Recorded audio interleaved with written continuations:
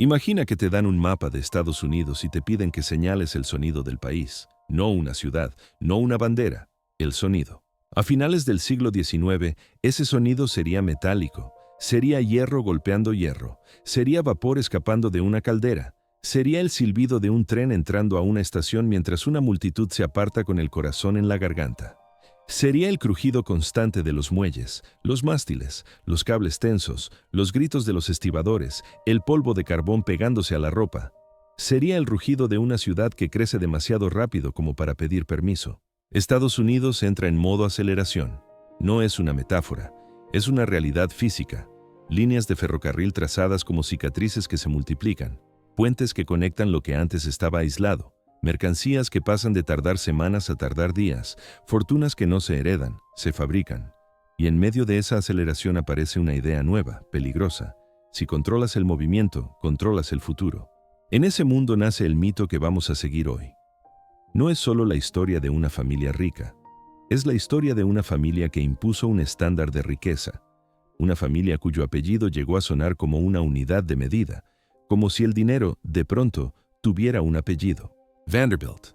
En su momento de mayor poder, los Vanderbilt no eran simplemente muy ricos. Eran el tipo de ricos que cambian el clima de una ciudad. El tipo de ricos que hacen que la gente mire un edificio y no piense qué bonito, sino qué significa. Eran el tipo de ricos que obligan a todos los demás a compararse. Porque cuando alguien llega tan lejos, ya no solo gana dinero, redefine lo que significa ganar. Y aquí empieza la tragedia.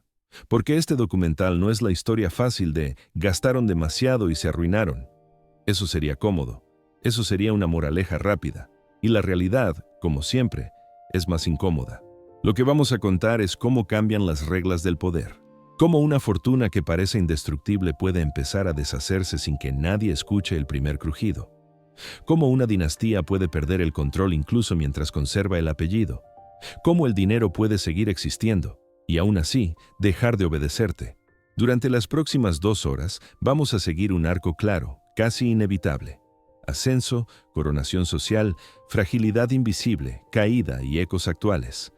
Veremos el momento en que esta familia se convierte en sinónimo de futuro y el momento en que el futuro de pronto decide no necesitarles. Porque el poder tiene formas distintas y en esta historia hay 4 fuerzas empujando a la vez, como corrientes que parecen separadas pero acaban chocando en el mismo punto. La primera fuerza es el poder empresarial, infraestructura, monopolios, riesgo. No el dinero como cantidad, sino el dinero como control. Controlar rutas, controlar tiempos, controlar el pulso de la economía. En la era del hierro y el vapor, quien domina la logística domina el país. Los Vanderbilt se levantan dentro de esa lógica, con un instinto casi animal para detectar dónde está la palanca que mueve a los demás. La segunda fuerza es el poder social, porque en el Gilded Age hay algo que el dinero por sí solo no compra inmediatamente: la legitimidad. Puedes ser dueño de media ciudad y aún así ser un intruso en ciertas salas. Puedes tener los bolsillos llenos y aún así sentir que te miran como si tu fortuna tuviera acento. Así que aparece una obsesión: convertir dinero en estatus, convertir riqueza en apellido respetable, convertir una cuenta bancaria en una especie de linaje. Y aquí entra una guerra silenciosa, la guerra de prestigio. Una guerra hecha de mansiones que parecen palacios, de fiestas que no son fiestas sino mensajes, de matrimonios que funcionan como tratados, de revistas y listas y puertas que se abren para unos y se cierran para otros. El dinero se vuelve teatro. Y el teatro cuesta. La tercera fuerza es el poder político legal. Es la fuerza que casi nadie teme cuando cree que es intocable. Impuestos, regulación, opinión pública, cambios de leyes, reformas que antes parecían imposibles porque la riqueza tenía demasiada influencia, hasta que, de repente, el país decide que hay cosas más importantes que proteger a los gigantes. Esta fuerza es lenta al principio, como una sombra que no amenaza, pero cuando se convierte en ley, ya no importa tu apellido, importa la norma. Y la cuarta fuerza son los choques históricos. Crisis, guerras, 1929, la depresión. Momentos que rompen la continuidad, momentos en los que el mundo no te pregunta si estás listo, momentos en los que una fortuna no cae por un error personal, sino porque el tablero entero se mueve. Y en ese movimiento, algunas familias descubren una verdad brutal. Su riqueza era grande, sí, pero también era frágil ante un cambio de época. Ahora, junta estas cuatro fuerzas y pregúntate, ¿qué pasa cuando una dinastía intenta dominar las cuatro a la vez? Porque en el centro de esta historia hay una ambición que parece lógica en su tiempo. Si el dinero te da poder, entonces más dinero debería darte más poder. Si una mansión te da respeto, una mansión más grande debería darte más respeto.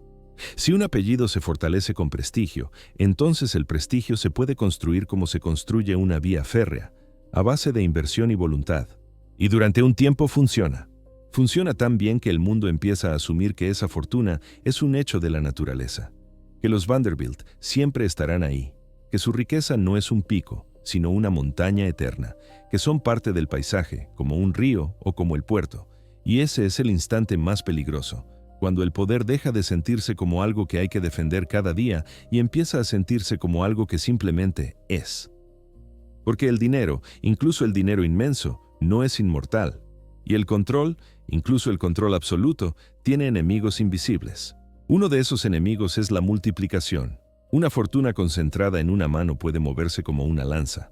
Una fortuna repartida entre herederos, intereses, estilos de vida, compromisos sociales y obligaciones fiscales, se mueve como arena.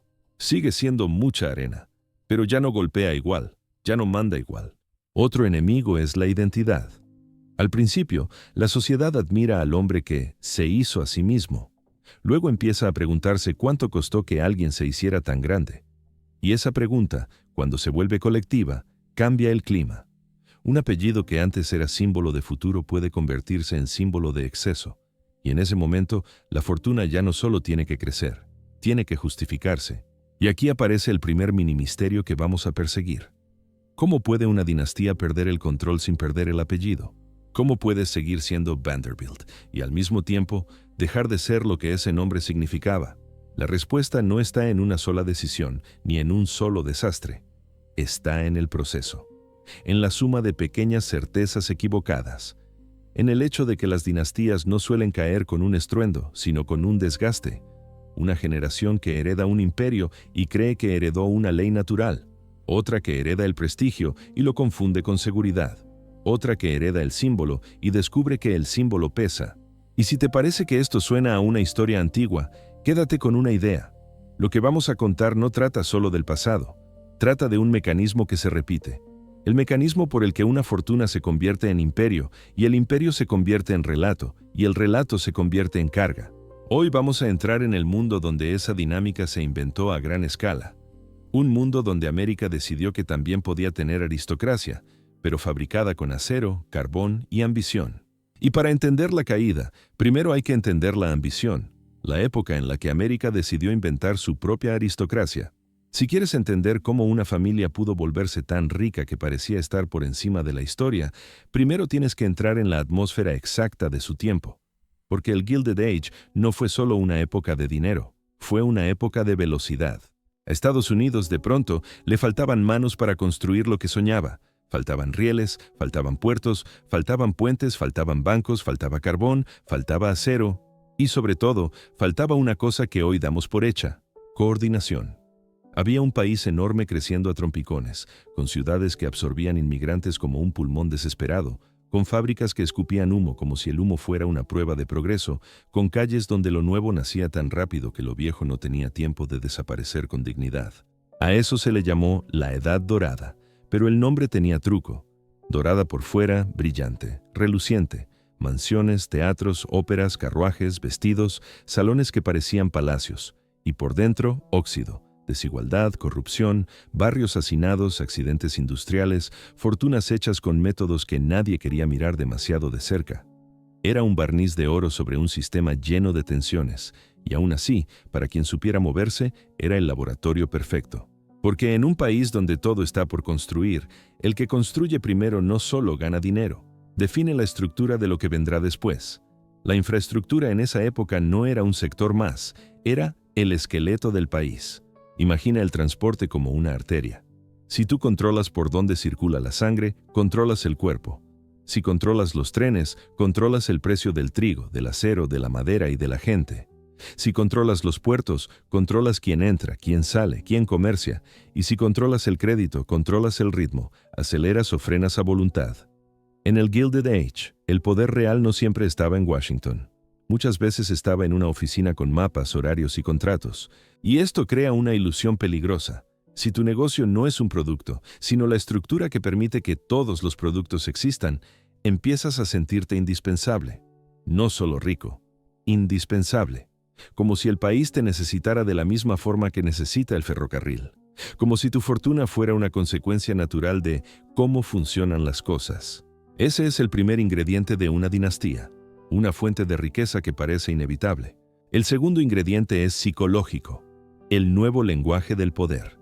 Porque durante siglos en Europa, el poder se entendía con palabras como sangre, título, linaje, tradición.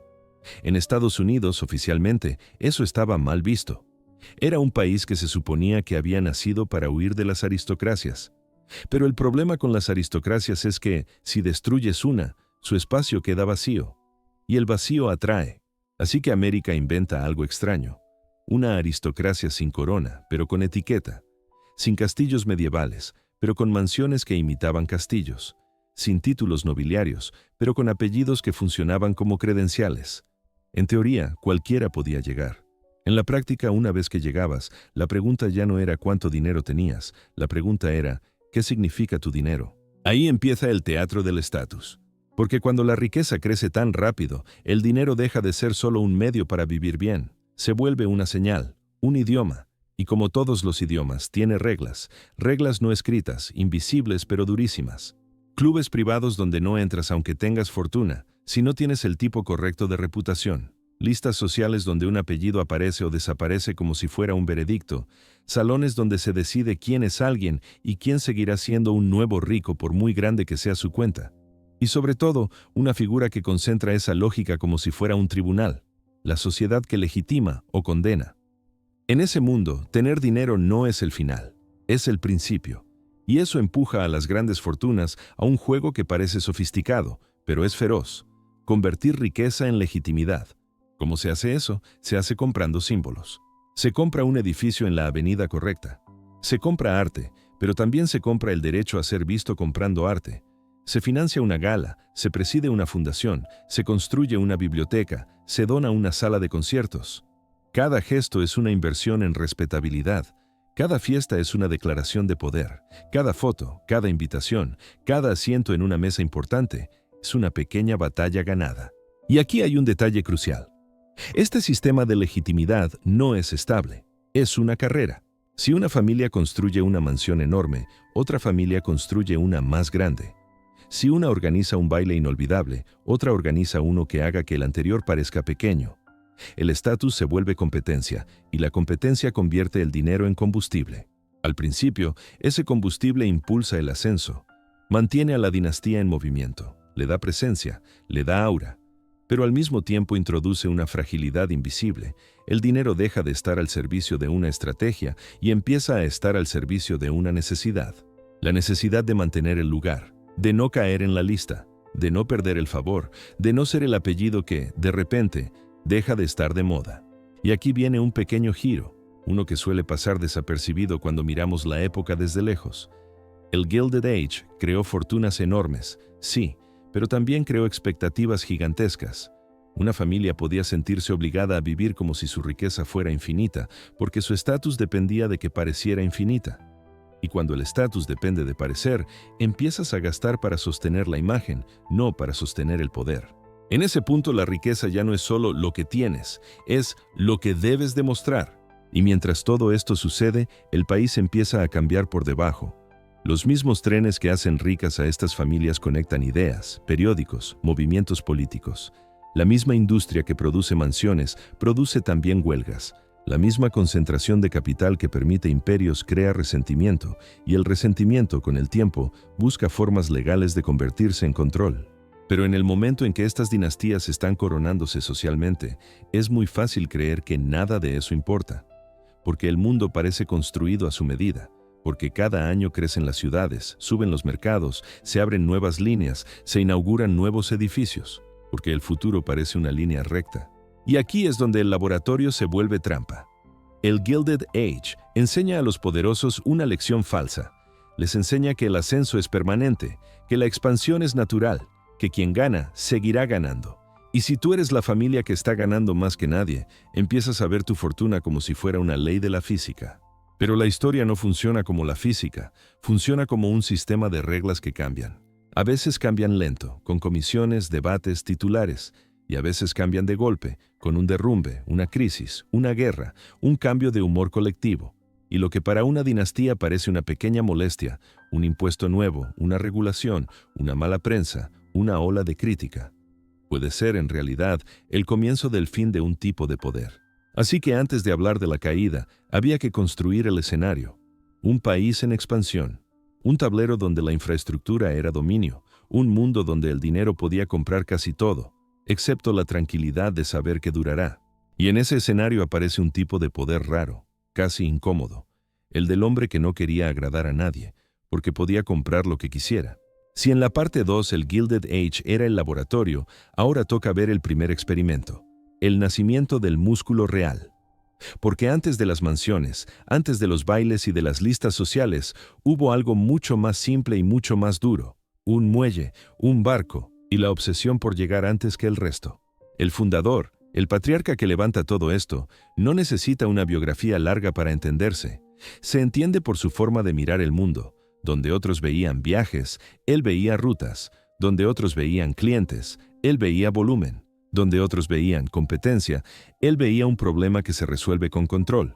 Control de horarios, control de precios, control de acceso. Y donde otros buscaban respeto, él buscaba una cosa más concreta: margen. Si podía bajar tarifas para asfixiar a un rival y luego subirlas cuando el rival desaparecía, lo hacía. Si podía negociar como si cada conversación fuera una batalla, lo hacía. No era un hombre de buen tono, era un hombre de ventaja. Su talento no fue solo trabajar duro, fue entender que, en un país que crece, el verdadero poder está en mover cosas, personas, mercancías, carbón, acero, grano, noticias, dinero. Al principio ese movimiento ocurre en el agua, ferries, vapores, rutas costeras, puertos. El muelle es su escuela, porque el muelle te enseña dos lecciones, que el tiempo es dinero y que el cuello de botella es poder. Si consigues estar en el lugar donde todos deben pasar, no necesitas convencer a nadie, te pagan porque no tienen alternativa. Así se fabrica el imperio en su primera fase, no con una gran idea romántica, sino con reinversión agresiva y disciplina estratégica. Lo que entra se vuelve a jugar. Lo que gana se amplía. En vez de gastar en parecer grande, se gasta en ser más grande. Más barcos, más capacidad, más rutas, más acuerdos. Y sobre todo, una reputación que funciona como advertencia. Competir con él no es competir, es aguantar una guerra de desgaste. Aquí aparece un rasgo que más tarde se convertirá en una marca familiar. La negociación dura como identidad. Si el fundador puede arrancarte una concesión, te la arranca. Si puede obligarte a vender, te empuja a vender. Si puede forzarte a aceptar sus condiciones, las convierten en las condiciones del mercado. No hay sentimentalismo, solo cálculo. Ese cálculo durante un tiempo parece inhumano, pero también parece invencible. Y entonces llega el giro que convierte el negocio en destino: las vías. Porque el agua mueve, sí, pero las vías transforman el país entero. El ferrocarril no solo conecta ciudades, reorganiza el mapa económico, decide qué pueblos prosperan y cuáles mueren, decide qué industrias crecen y cuáles se quedan atrás. Controlar una línea no es tener una empresa, es tener una palanca sobre miles de empresas. El fundador lo entiende con claridad. Si el futuro del país va a correr sobre hierro, él quiere ser dueño del hierro. Y ahí empieza la expansión hacia lo inevitable. No es una transición suave, es una apuesta brutal. Entrar en las vías significa entrar en un mundo de política, de regulaciones, de favores, de conflictos legales, de alianzas con banqueros, de compra de acciones, de presión sobre juntas directivas. Significa aprender otro tipo de combate, menos visible que la guerra de tarifas, pero igual de feroz. En esta fase, el imperio ya no crece solo porque trabaja más. Crece porque integra, porque une piezas, porque compra líneas pequeñas y las convierte en una red, porque entiende que el valor no está en un tramo aislado, sino en el sistema completo. El corredor, el enlace, el punto de entrada a una ciudad, el acceso al puerto, la conexión con un centro industrial. Y cuando tienes el sistema te protege. Un rival puede competir en una ruta. No puede competir en una red que ya es la red del país. La gente puede odiarte, la prensa puede criticarse, los políticos pueden amenazarte, pero mientras el tren siga moviendo mercancías, sigue siendo necesario, y eso crea una sensación de permanencia, de destino, de hemos conquistado algo que no se puede derribar. Pero aquí se esconde la primera gran paradoja del documental. El poder empresarial del fundador es frío, casi antipático, y funciona precisamente porque no necesita admiración. A él le basta con que los números salgan y los rivales desaparezcan. Sin embargo, la dinastía, el apellido, no vive solo de números, vive de percepción. Y la percepción, en el Gilded Age, es una economía paralela. El fundador puede dominar rutas, pero no controla los salones. Puede comprar acciones, pero no compra automáticamente el respeto. Puede obligar a otros a ceder, pero no puede obligar a la sociedad a quererlo. Y eso importa, porque en el momento en que el imperio es enorme, aparece una pregunta nueva. ¿Qué hacemos con todo esto además de ganarlo? ¿Cómo se transforma el dinero en un sistema que sobreviva al hombre que lo creó? Porque una empresa puede ser fuerte, pero una dinastía es otra cosa. Una dinastía necesita continuidad, reglas internas, una visión de largo plazo, una manera de gestionar herencias, conflictos familiares, gastos, reputación, matrimonios, educación, sucesión. Y en este punto, lo que la familia ha aprendido es a ganar dinero, pero no ha aprendido todavía a perpetuarlo como sistema. Se ha construido un coloso, sí, pero gran parte de su fuerza depende de un estilo personal, el instinto del fundador, su dureza, su capacidad para negociar, su apetito por el riesgo, su intuición para detectar dónde estará el próximo cuello de botella. Eso no se hereda como se hereda una casa. Eso se diluye. Y además hay otra fragilidad. Cuando el dinero llega tan rápido y tan grande, la familia empieza a vivir dentro de una realidad distinta. Una realidad donde lo normal se vuelve insuficiente, donde cada decisión se magnifica, donde cada hijo nace no solo como persona, sino como continuación. Mientras el fundador calcula rutas y márgenes, alrededor de su apellido empieza a formarse otra maquinaria, la maquinaria del prestigio, y esa maquinaria no se alimenta con eficiencia, se alimenta con símbolos, con estatus, con aceptación, con la puerta correcta. Por eso, aunque el origen del imperio parezca una historia de hierro y disciplina, ya está naciendo la futura tragedia. El dinero se hizo para controlar el movimiento del país, pero ahora el apellido necesita controlar algo más volátil y más peligroso: la opinión. Y la opinión no se compra como se compra un tramo de vía. Y aquí es donde la historia se vuelve más inquietante. Porque cuando parece que lo han conseguido todo, rutas, redes, dominio, fortuna, se abre una guerra que no se libra en oficinas ni en estaciones. Se libra en comedores, en teatros, en bailes, en invitaciones y silencios. Cuando por fin parecen haber conquistado la eternidad, se abre otra guerra, más silenciosa. La guerra por ser aceptados. Porque en Nueva York podías ser el hombre más rico, y aún así quedarte fuera de la puerta correcta. Nueva York tenía dos ciudades superpuestas, la que se veía desde la calle, los carros, el ruido, los muelles, las oficinas donde el dinero se multiplicaba, y otra que casi nunca se veía completa, la ciudad de las puertas cerradas. Ahí, el poder no se medía solo en acciones o rutas ferroviarias, se medía en invitaciones, en quién te saludaba primero, en qué apellido podía pronunciarse sin explicación, en quién tenía derecho a sentirse dueño de la ciudad, aunque no hubiera construido ni una sola vía. En esa segunda ciudad, la élite antigua miraba a los nuevos ricos como intrusos. No importaba que sus empresas sostuvieran el crecimiento del país. Para la aristocracia social de Manhattan, había una diferencia esencial entre tener dinero y ser alguien. Y esa diferencia se defendía como se defiende una frontera, con normas no escritas, con silencios, con listas privadas, con clubes donde no bastaba con pagar la cuota porque en realidad la cuota era el filtro menos importante. El problema para la familia es que el dinero, cuando llega a cierto tamaño, deja de ser solo una herramienta. Se convierte en una pregunta. ¿Qué significa ser el más rico si, aún así, hay un salón al que no te invitan? ¿Qué significa dominar la infraestructura del país si, en una mesa concreta, te siguen tratando como un recién llegado? La fortuna no solo compra comodidad, compra expectativas, y entre esas expectativas aparece una necesidad nueva: convertir el poder económico en poder simbólico.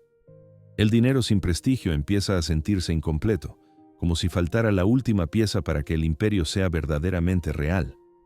Así nace la estrategia social. No es un capricho, es una campaña.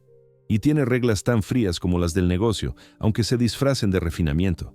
Hay que construir una imagen, ocupar espacios, empujar al apellido hacia el centro del escenario.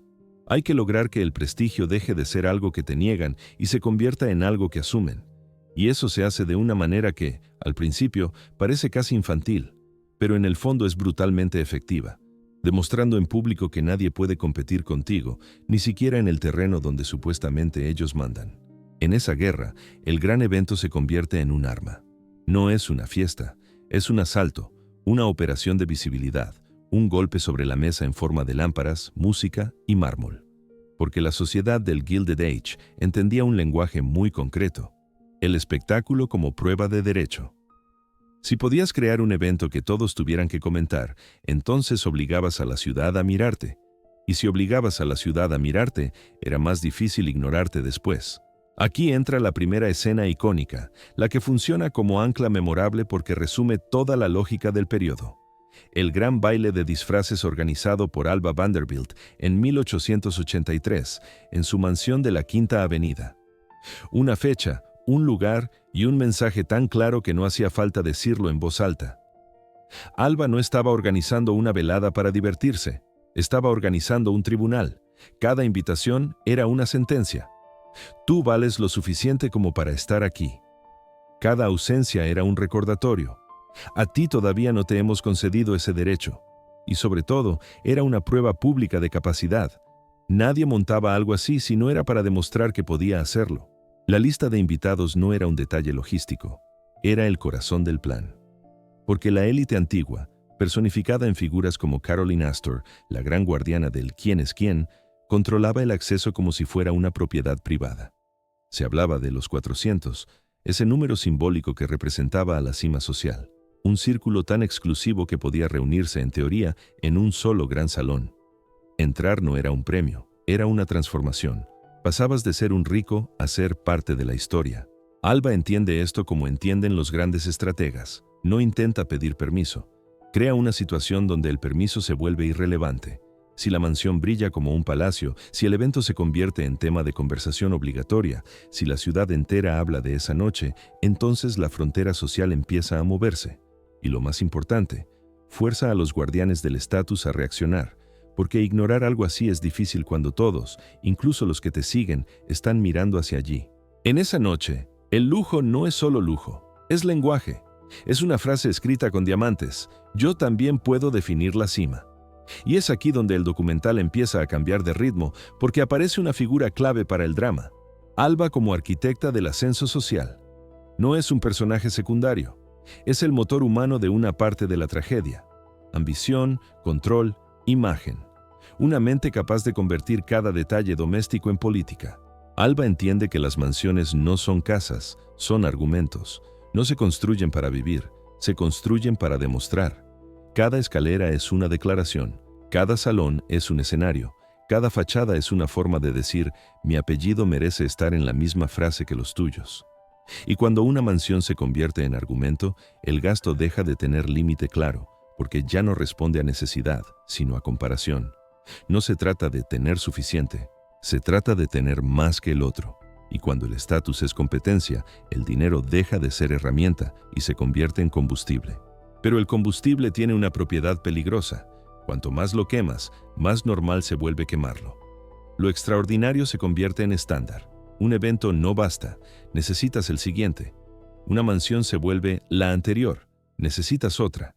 La vida familiar empieza a adaptarse a un ritmo artificial, como si el apellido tuviera que estar constantemente probando su derecho a existir en ese nivel. Y ahí, casi sin que nadie lo note todavía, nace una fragilidad invisible. Porque una fortuna puede soportar grandes gastos hasta que esos gastos se convierten en identidad. La guerra del estatus tiene otra consecuencia aún más íntima. Cambia el centro de gravedad de la familia. Antes, el núcleo era el negocio, la expansión, el control de rutas, la disciplina que había levantado el imperio. Ahora, el núcleo empieza a desplazarse hacia la reputación. Y la reputación es un terreno donde la familia no tiene el mismo tipo de control. En el negocio puedes imponer condiciones. En la sociedad puedes intentar imponer un relato, pero dependes del rumor, de la mirada ajena, de la prensa, de la envidia, del desprecio, de los códigos morales que cambian sin pedirte permiso. Además, el prestigio no se hereda igual que el dinero. Puedes heredar activos, puedes heredar propiedades, pero heredar aceptación es más frágil. Cada generación tiene que renegociarla, cada crisis puede derrumbarla, cada cambio cultural puede convertir un símbolo en una burla. Y mientras la familia aprende a hablar ese lenguaje, paga un precio. Se acostumbra a vivir como si el espectáculo fuera necesidad. En este punto, el documental ya ha pasado del imperio económico al imperio simbólico, y el espectador empieza a ver la estructura de la tragedia con más claridad. Una dinastía que nació de la eficiencia se está entrenando para vivir de la representación.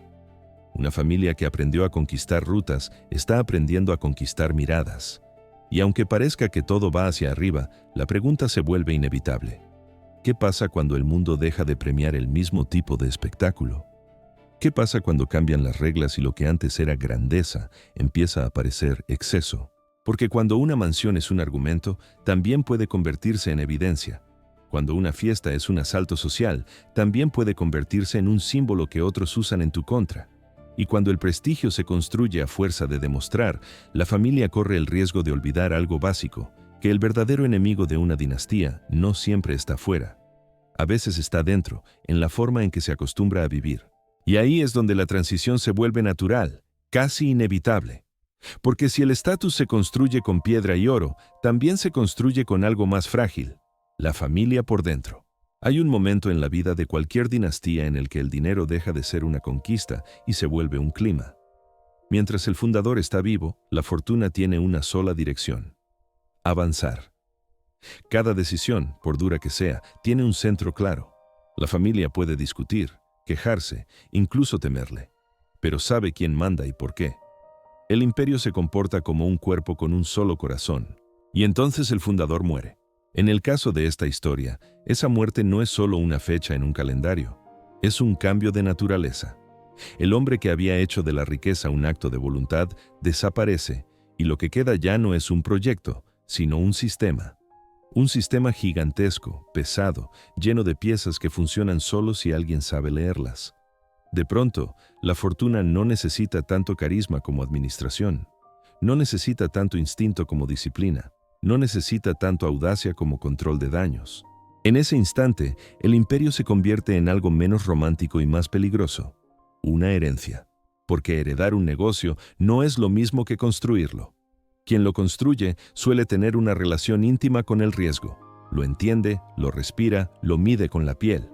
Quien hereda, en cambio, hereda también el miedo a perderlo. Y ese miedo tiene un efecto silencioso. Cambia la psicología familiar. Cambia la forma en que se miran entre ellos. Cambia la forma en que se miran a sí mismos. De golpe, el apellido deja de ser solo un apellido. Se convierte en una obligación diaria. En una familia normal, un hijo puede permitirse ser el raro, el que no encaja, el que se equivoca, el que se va. En una dinastía, cada hijo parece representar algo más grande que él: continuidad, reputación, promesa. Es como si el nacimiento viniera con un contrato invisible. Un contrato que nadie firma, pero que todos sienten. Tú no eres solo tú. Tú eres el apellido, y el apellido tiene que sostenerse. Ese contrato pesa de maneras que no se ven en las fotos. En las fotos hay mansiones, joyas, carruajes, sonrisas cuidadas, pero detrás hay una presión constante por estar a la altura de una idea, no de una persona, de una idea. La idea de que la familia es especial, superior, inevitable. La idea de que su riqueza no es una circunstancia histórica, sino una especie de derecho natural. Y cuando una familia empieza a vivir como símbolo, cualquier imperfección se vuelve amenaza. Tras la muerte del fundador, la primera grieta suele aparecer en el lugar más obvio: la herencia. Porque repartir dinero es repartir poder, y repartir poder dentro de una familia es introducir una pregunta que lo contamina todo: ¿quién merece más? Un testamento no solo reparte propiedades, reparte reconocimiento. Declara sin decirlo quién era el elegido, quién era el heredero, quién era el que continúa la historia. Y los demás, aunque reciban mucho, sienten algo difícil de nombrar, que han sido situados un escalón por debajo, que su papel de pronto no es construir, sino depender, no es dirigir, sino participar. En los Vanderbilt, esa tensión fue especialmente explosiva porque el imperio era tan grande que todos parecían ricos, pero no todos eran poderosos. Y ahí se abren dos caminos. Hay herederos que intentan mantener el espíritu empresarial, ampliar, invertir, sostener el músculo real. Y hay herederos que entienden que el poder ya no está solo en el negocio, está en la narrativa, en cómo se representa la familia ante la ciudad, ante el país, ante la historia. A partir de ahí, incluso la vida doméstica empieza a parecer una sala de juntas. ¿Quién toma decisiones? ¿Quién controla qué? ¿Quién es visto como la rama seria y quién como la rama ornamental? ¿Quién sabe de números y quién sabe de sociedad? ¿Quién hereda el instinto y quién hereda solo el estilo de vida? La dinastía, sin darse cuenta, empieza a dividirse por funciones, como si dentro del mismo apellido existieran departamentos. Y eso genera resentimientos muy humanos, porque nadie quiere sentirse un accesorio en su propia familia. Nadie quiere ser el que aparece en las crónicas sociales pero no en las decisiones. Nadie quiere ser el que brilla mientras otro manda. Y en medio de esa reorganización, la riqueza produce un fenómeno casi inevitable: expectativas imposibles. Para el fundador, el dinero era una victoria. Para los hijos, es un estándar. Y para los nietos, empieza a aparecer una atmósfera tan normal que solo se nota cuando falta. Esa es la trampa de las fortunas gigantes. Crean generaciones que nunca han conocido el límite. Y cuando no has conocido el límite, no sabes dónde está el borde. La familia se acostumbra a una lógica en la que todo puede resolverse con recursos. Un problema se compra, un escándalo se tapa, una humillación social se compensa con una mansión más grande. Pero la vida no siempre acepta ser comprada. Hay cosas que no se arreglan con mármol, y cuanto más lo intentas, más caro se vuelve el intento. En esa etapa aparecen rivalidades que, en otro contexto, habrían sido simples conflictos familiares, pero aquí se convierten en conflictos de estado privado. Rivalidades entre hermanos, rivalidades entre ramas, rivalidades entre matrimonios, porque cada elección personal es interpretada como un movimiento público. Un divorcio no es un divorcio, es un titular. Un hijo problemático no es un hijo problemático, es una amenaza a la marca. Un matrimonio desafortunado no es un error romántico, es una pérdida estratégica. Ahí la palabra marca todavía no se usa como hoy, pero la lógica ya está presente. El apellido como marca, el apellido como empresa, el apellido como argumento. Y cuando una familia se ve a sí misma como argumento, los hijos no crecen como personas, crecen como piezas. Piezas que deben encajar en un tablero social donde todo se mide. ¿Quién se casa con quién? ¿Qué iglesia elige? ¿Qué ciudad frecuenta? ¿Qué amistades exhibe? ¿Qué gustos presume? La riqueza deja de ser libertad y se convierte en guión. Se vive dentro de una historia ya escrita, con pocas líneas para improvisar. En ese punto, casi sin dramatismo visible, se prepara el hilo emocional que va a atravesar el resto del documental. Porque la gran caída de una dinastía no siempre empieza con la economía. A veces empieza con una decisión íntima, una decisión que revela lo que el dinero realmente puede y no puede comprar. Dentro de esta familia, en medio de esa guerra por prestigio y continuidad, hay una figura que encaja demasiado bien en la lógica del contrato. Una hija. Una hija que, desde el principio, es vista no solo como persona, sino como oportunidad, como llave, como puente, como la moneda de cambio perfecta para cerrar de una vez por todas la última puerta, la del linaje antiguo, la del estatus que no se consigue solo con fiestas ni con mansiones, sino con sangre reconocida. Y aquí la tragedia se afila. Porque cuando una dinastía cree que su futuro depende de una alianza social, los sentimientos pasan a segundo plano. Se negocia la vida privada como se negocia una adquisición. Se habla de compatibilidad como se habla de activos. Se habla de lo mejor para la familia como si la familia fuera un país y los hijos fueran tratados. Es difícil saber cuándo una persona deja de ser hija y pasa a ser estrategia. No ocurre con una orden, ocurre con pequeños hábitos, conversaciones a puerta cerrada, silencios en la mesa, planes hechos por su bien, elogios que suenan a evaluación. Y de pronto, la idea de un matrimonio ya no es romance, sino arquitectura. En esta historia, la caída no empieza con un crack bursátil, empieza antes, con una boda. Porque cuando el dinero intenta comprar lo único que no puede fabricar, un apellido antiguo, lo que parece un cuento de hadas suele esconder un contrato.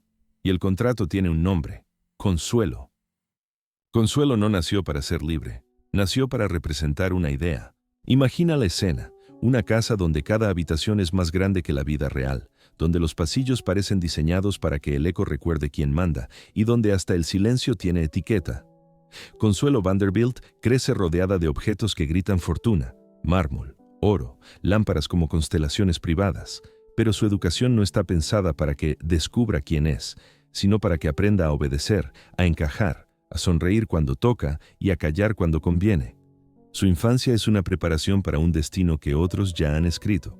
Y en el centro de ese guión aparece una figura que no actúa como madre cariñosa, sino como estratega. Alva Vanderbilt. Ambiciosa, inteligente, implacable. Para ella, la riqueza no basta. El dinero es la munición, el objetivo real es la legitimidad, porque puedes tener el imperio y aún así sentir que te miran como si estuvieras alquilando tu lugar. En ese punto, la familia ya ha entendido algo que muchos nuevos ricos tardan décadas en aceptar. El estatus no se compra con una sola compra, se compra con una narrativa, con símbolos, con gestos públicos que obligan a los demás a admitir que existes. Y si el dinero americano es enorme, hay algo que Europa todavía conserva como un arma invisible: los títulos. Ahí entra la lógica brutal de la época. Europa ofrece escudos, ducados, genealogías. América ofrece capital fresco, inagotable, y una necesidad casi desesperada de ser aceptada por las puertas correctas. No es solo romanticismo disfrazado, es un intercambio de poder. Y en ese mercado, Consuelo se convierte en la pieza perfecta. Porque Consuelo no es un hijo varón al que puedas mandar a dirigir una compañía. Consuelo es, para esa mentalidad, una operación diplomática, una firma viva, un puente que conecta un apellido industrial con un título antiguo, un mensaje que dice: no somos intrusos, somos parte de la aristocracia del mundo. Pero antes de que el matrimonio ocurra, hay un detalle que hace que esta historia duela más. Consuelo no llega a esa boda como quien acepta su destino con indiferencia. Consuelo, según versiones repetidas en distintas biografías y relatos posteriores, estaba enamorada de otra persona y se resistió. En algunas narraciones, incluso aparece la idea de un compromiso secreto con Winthrop Rutherford. Aquí es importante decirlo con claridad. Cuando una historia se cuenta durante décadas, los detalles cambian según quién la cuente y desde dónde. Pero el núcleo es consistente en todas las versiones importantes. No fue un matrimonio conveniente sin conflicto. Fue un choque frontal entre deseo personal y estrategia familiar. Y entonces llega la presión. Una presión que no se parece a una discusión doméstica, se parece a un asedio. Hay relatos, incluido el de quienes recogen la propia perspectiva de Consuelo más tarde, que hablan de amenazas, de manipulación emocional, de una madre capaz de convertir el deber en una jaula. En una versión especialmente dura, se afirma que Consuelo fue encerrada hasta que aceptó. No hace falta decidir ahora qué detalle exacto fue literal y cuál fue embellecido con el tiempo para entender la verdad de fondo. Consuelo fue empujada, conducida, arrinconada hacia esa boda. Porque el matrimonio no era una opción, era un plan. Y el plan tenía un nombre: Charles Spencer Churchill, el 9º duque de Marlborough. El duque no llega a esta historia como un príncipe de cuento. Llega con un peso encima: Blenheim Palace, una residencia monumental, y deudas que convertían esa grandeza en una amenaza. Mantener un palacio es una forma lenta de hundirse si el dinero no acompaña. Y ahí aparece el trato implícito. El título necesita recursos, la fortuna necesita prestigio. El día de la boda, el teatro social alcanza su punto máximo. En Nueva York, el 6 de noviembre de 1895, Consuelo Vanderbilt, con 18 años, se casa en la iglesia de St. Thomas. Afuera hay multitud, prensa, expectativa. No es solo una ceremonia, es un evento nacional, una coronación social de los Vanderbilt. Y como ocurre en estas historias, el lujo sirve para distraer del conflicto. La boda se describe como exagerada, desbordante, diseñada para que nadie pueda decir no pertenecen. Se habla de decoraciones florales, de una puesta en escena que convierte una iglesia en una especie de escenario de ópera. Pero lo importante no está en las flores, está en la transacción.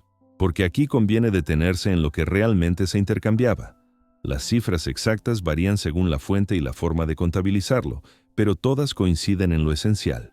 Fue una transferencia gigantesca de riqueza hacia una casa aristocrática que la necesitaba. Vogue resume el acuerdo como una asignación anual y millones en acciones ferroviarias. Otra fuente lo presenta con cifras mucho más altas en stock y condiciones, lo que refleja cómo estas operaciones se envolvían en acuerdos complejos y, a veces, discutidos con el tiempo. Lo que importa para nuestra historia es que, en términos humanos, Consuelo pasa a ser el precio de entrada. Y en términos emocionales, el premio es extraño. Sí, es duquesa.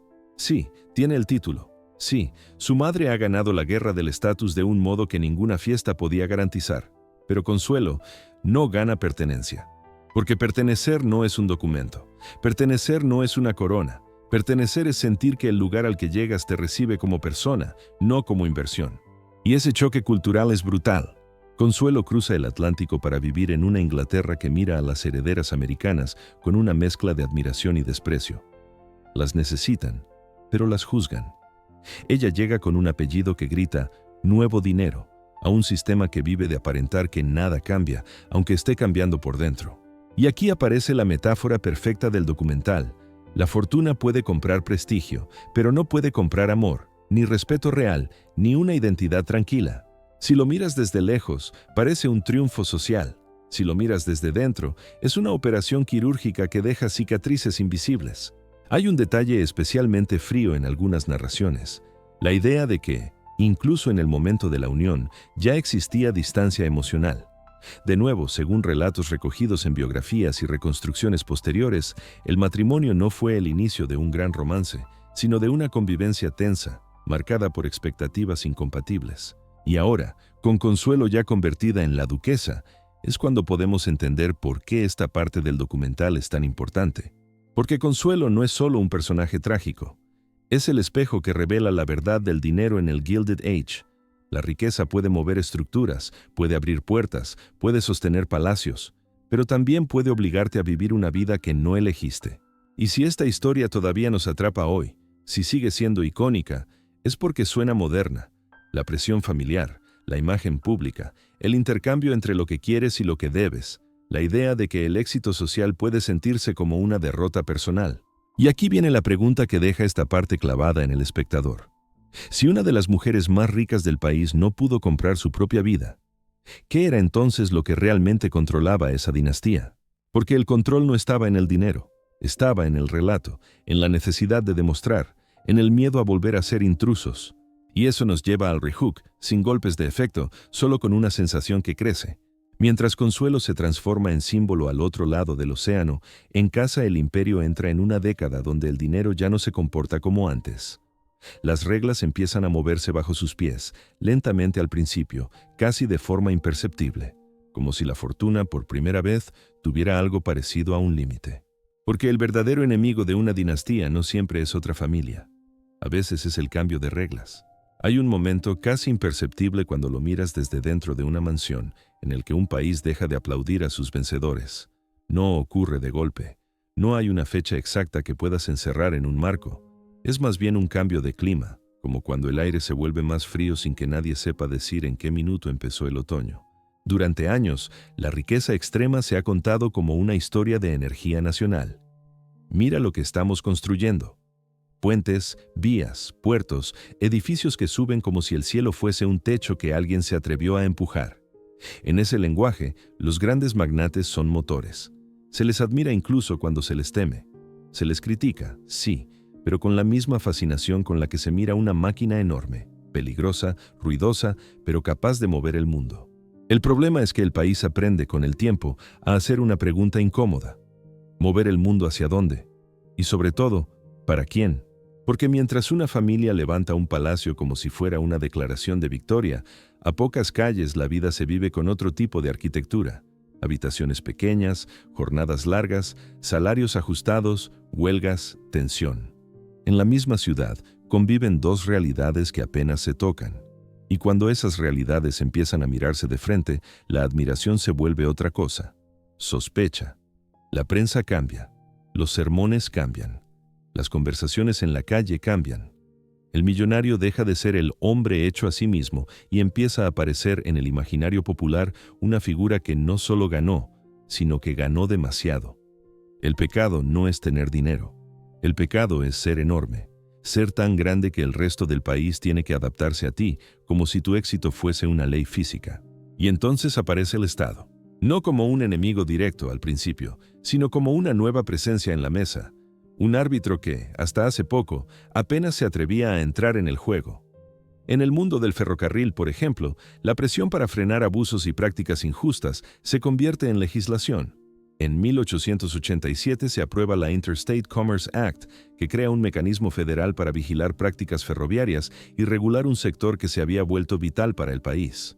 Para una dinastía construida sobre vías, esto no es un detalle técnico, es un cambio de era. Hasta ahora, quien controlaba el ritmo del transporte controlaba el ritmo del país, pero si el país empieza a decir, este ritmo también es mío, el poder empresarial deja de ser una autopista privada y empieza a parecerse más a una carretera con peajes y señales. Lo mismo ocurre con la idea de los trusts y el tamaño corporativo. En 1890, el gobierno federal aprueba la Sherman Antitrust Act, una herramienta legal que, al menos en papel, busca frenar acuerdos y combinaciones que restrinjan el comercio. En la práctica, al principio es irregular, a veces tímida, a veces torpe. Pero lo importante no es solo la ley, es el mensaje. El mensaje de que el país ya no considera sagrado el derecho de un grupo pequeño a dominar un sector entero sin ser cuestionado. Y mientras esas reglas se escriben, la opinión pública encuentra otra clase de armas: las historias.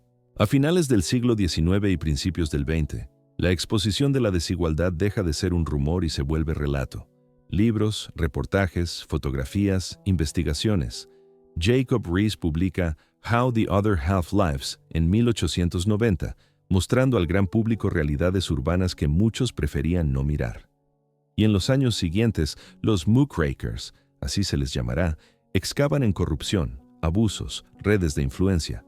Incluso el propio Theodore Roosevelt, en 1906, habla del hombre con el rastrillo de estiércol para describir esa figura que remueve lo desagradable y lo pone delante de todos.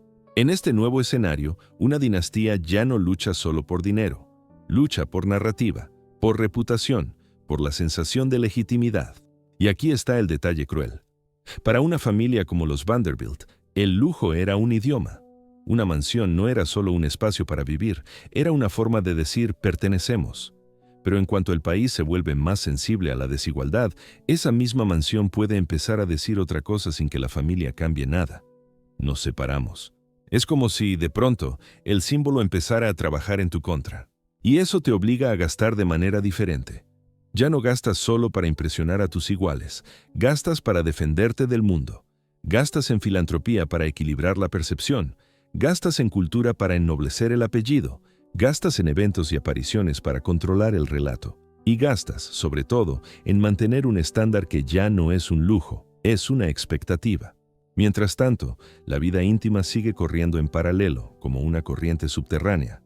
Consuelo está al otro lado del Atlántico, convertida en una solución elegante a un problema de estatus, pero su historia, aunque parezca privada, es el espejo perfecto de lo que le está pasando a la dinastía en casa. El dinero puede abrir puertas, sí, pero cada puerta que abres tiene una condición, una mirada detrás, un juicio que no controlas.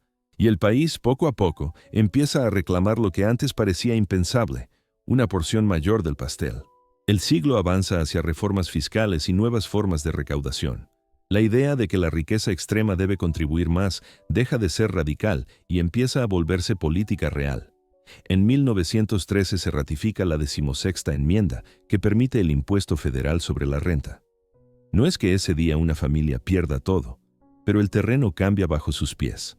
Porque la perpetuidad de una fortuna no depende solo de cuánto ganas, depende de las reglas que te permiten conservarlo, transferirlo, protegerlo de la erosión. Y ahí está la trampa de las dinastías. Tienden a prepararse para el mundo que las creó, no para el mundo que viene. Durante décadas, el modelo era claro: invertir, consolidar, exhibir, casarse bien, convertir el dinero en prestigio. Pero ahora el modelo incluye variables nuevas: regulación, impuestos, opinión pública, límites sociales, crisis que no preguntan a quién pertenecen las mansiones. Y en ese punto, el relato familiar empieza a tensarse por dentro, aunque desde fuera siga pareciendo brillante. Porque, a medida que el país se moderniza, la riqueza deja de ser un castillo y se convierte en un sistema de tuberías, entradas, salidas, fugas pequeñas que al principio nadie nota. Gastos que parecen normales en el estándar de la familia, pero que, sumados año tras año, se vuelven un peso. Propiedades que no solo cuestan construir, cuestan mantener, calentar, reparar, dotar de personal, actualizar. Y lo peligroso de ese tipo de gasto es que no se siente como una decisión, se siente como una costumbre, como una forma de vida que ya está en marcha y que, si se detiene, sería una humillación. La dinastía, entonces, se queda en una posición extraña. Sigue siendo riquísima, sigue siendo famosa, sigue siendo un símbolo, pero empieza a depender cada vez más de sostener una maquinaria que consume más de lo que parece. Y si hay algo que el tiempo enseña sin compasión es esto: no hace falta que te roben una fortuna para perderla. A veces basta con que el mundo cambie y tú sigas viviendo como si nada hubiera cambiado. Y en esa tensión aparece el gasto más peligroso, el gasto que no se nota el primer año, pero te persigue toda la vida. Imagina que el lujo no es comprar cosas, sino sostener un mundo entero. Un mundo que, una vez lo enciendes, ya no se apaga sin consecuencias. En el Gilded Age, las mansiones no eran un capricho arquitectónico, eran una forma de hablar, una manera de ocupar espacio en la conversación nacional. Y como cualquier idioma, si dejas de hablarlo, la gente nota el silencio. Marble House es el ejemplo perfecto porque no nació como hogar, nació como mensaje. Un mensaje tallado en piedra, repetido habitación por habitación, para que nadie pudiera confundir dinero con poder y poder con derecho a pertenecer. Fue construida en Newport como regalo de William K. Vanderbilt para Alva Vanderbilt, una cabaña de verano que en la práctica funcionaba como declaración de independencia frente a la vieja élite. Su tamaño y su coste lo cuentan todo. Alrededor de 140,000 pies cuadrados, terminada en 1892 y con un presupuesto de unos $11 millones de la época, una cifra que hoy se traduce en cientos de millones, con una parte gigantesca dedicada únicamente al mármol importado. Y ahí está la trampa. Una mansión así no se paga una vez, se paga para siempre. Porque el gasto real no es levantar las paredes. El gasto real es convertir esas paredes en una máquina que funcione cada día como si fuese una ópera. Marble House no era solo mármol. Era calefacción en invierno y ventilación en verano. Era iluminación constante cuando todavía no existía la comodidad moderna. Era comida para banquetes y desayunos para decenas de personas. Era flores frescas como norma, no como excepción. Era telas, alfombras, vajillas, cristalería. Era reparar lo que se desgasta cuando lo tocan cientos de manos y lo pisan miles de pasos. Luego está el ejército invisible que sostiene el escenario. No se ve en las fotografías oficiales, pero es el verdadero motor del sistema. Cocineros, doncellas, lacayos, jardineros, cocheros, costureras, mayordomos, personal de limpieza, personas que no están ahí por lujo, sino porque sin ellas el lujo se rompe. Una mansión de este nivel no se mantiene con un dueño rico, se mantiene con una estructura de salarios, horarios y logística que tiene que funcionar sin fallos. Y cuanto más perfecta debe verse la vida de puertas afuera, más cara se vuelve por dentro. Además, el lujo tiene una ley no escrita. Si ya llegaste hasta ahí, no puedes parecer cansado. Las mansiones no son solo una inversión, son un compromiso público. Si Marble House es tu frase más fuerte, tu argumento definitivo, no puedes permitirte que el jardín se vea descuidado, que los interiores parezcan pasados de moda, que el servicio sea más lento que el de tu rival, que el menú no sorprenda, que la temporada social te encuentre sin energía. La casa te obliga a estar a la altura de ti mismo, y esa obligación tiene una factura mensual. Y sobre todo, tiene algo que no aparece en los libros de contabilidad. Crea una adicción social. Porque en el momento en que conviertes tu hogar en un espectáculo, la sociedad te lo exige una y otra vez. Si organizas un evento inolvidable, el siguiente tiene que superarlo. Si una sala deslumbra, el año siguiente alguien inaugura otra. Si el vecindario te mira como referencia, de pronto no estás compitiendo por comodidad ni por belleza, sino por posición. Y cuando el estatus se vuelve competencia, el dinero deja de ser herramienta y se convierte en combustible. Marble House también revela otra cosa. El lujo no siempre une, a veces separa. Cuando la familia empieza a fracturarse y cuando aparecen divorcios, distancias, rivalidades, el símbolo no desaparece. La mansión queda, pero cambia su función. En lugar de ser el hogar, se transforma en territorio emocional, un lugar que representa victorias y humillaciones, acuerdos y resentimientos, y mantenerlo ya no es solo una decisión económica, es una decisión de orgullo. Alva, por ejemplo, mantuvo la propiedad tras el divorcio y la utilizó como plataforma social y política, incluso para actos vinculados al sufragio femenino. Eso suena noble, y lo fue. Pero también significa algo muy concreto. El edificio sigue vivo. Sigue consumiendo recursos. Sigue exigiendo atención. La mansión no entiende de estados de ánimo ni de cambios familiares. La mansión no se pausa porque el matrimonio se rompa o porque la reputación cambie. Una vez construida, te pide lo mismo cada semana: mantenimiento, personal, reformas, reparaciones, pagos. Y si no se lo das, te devuelve algo peor que una deuda. Te devuelve decadencia pública. Aquí aparece el detalle más peligroso. Durante años, todo esto puede parecer sostenible. Porque el dinero entra, porque el apellido abre puertas, porque las inversiones siguen generando, porque el país crece, porque el mercado aparentemente premia al grande. Y entonces ocurre lo que les ocurre a muchas dinastías. Empiezan a confundir una racha histórica favorable con una ley natural. Empiezan a vivir como si el flujo fuese eterno, como si el coste de sostener un imperio doméstico fuese simplemente el precio normal de existir en la cima.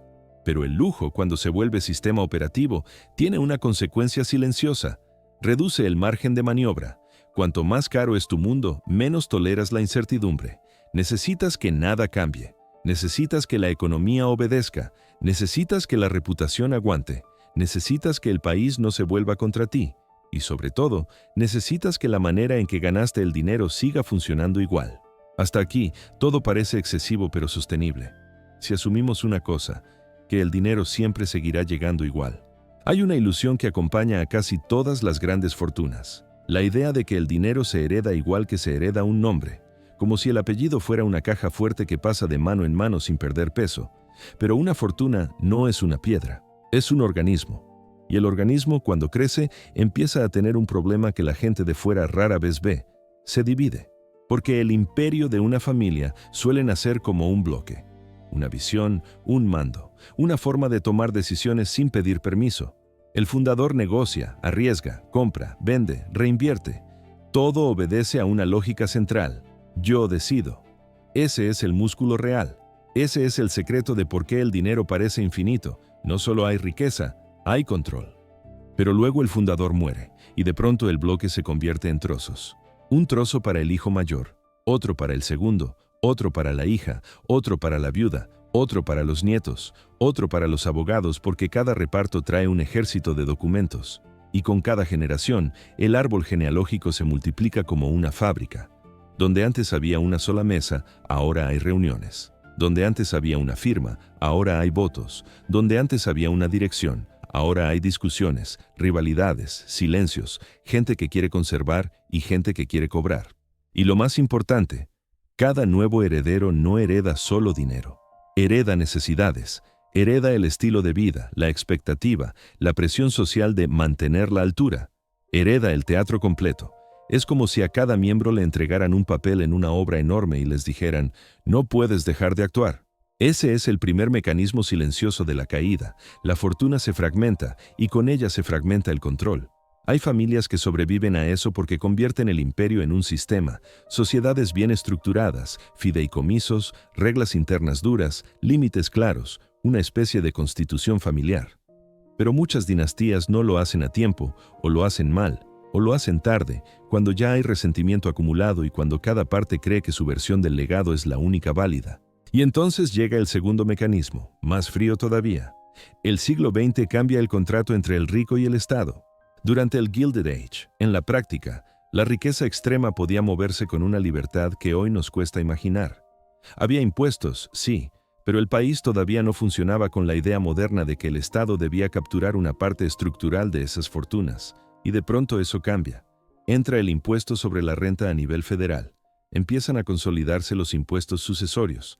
El Estado, y no solo el Estado, también la opinión pública, empieza a mirar la riqueza no como un espectáculo admirable, sino como una fuente de poder que debe ser contenida, regulada, redistribuida o al menos vigilada. Aquí es donde una dinastía descubre una verdad incómoda. No basta con ser rico, hay que estar organizado para seguir siéndolo. Porque el impuesto no te pregunta si tu patrimonio está en hierro, en acciones, en tierras, en mansiones o en cuadros. El impuesto llega con una cifra.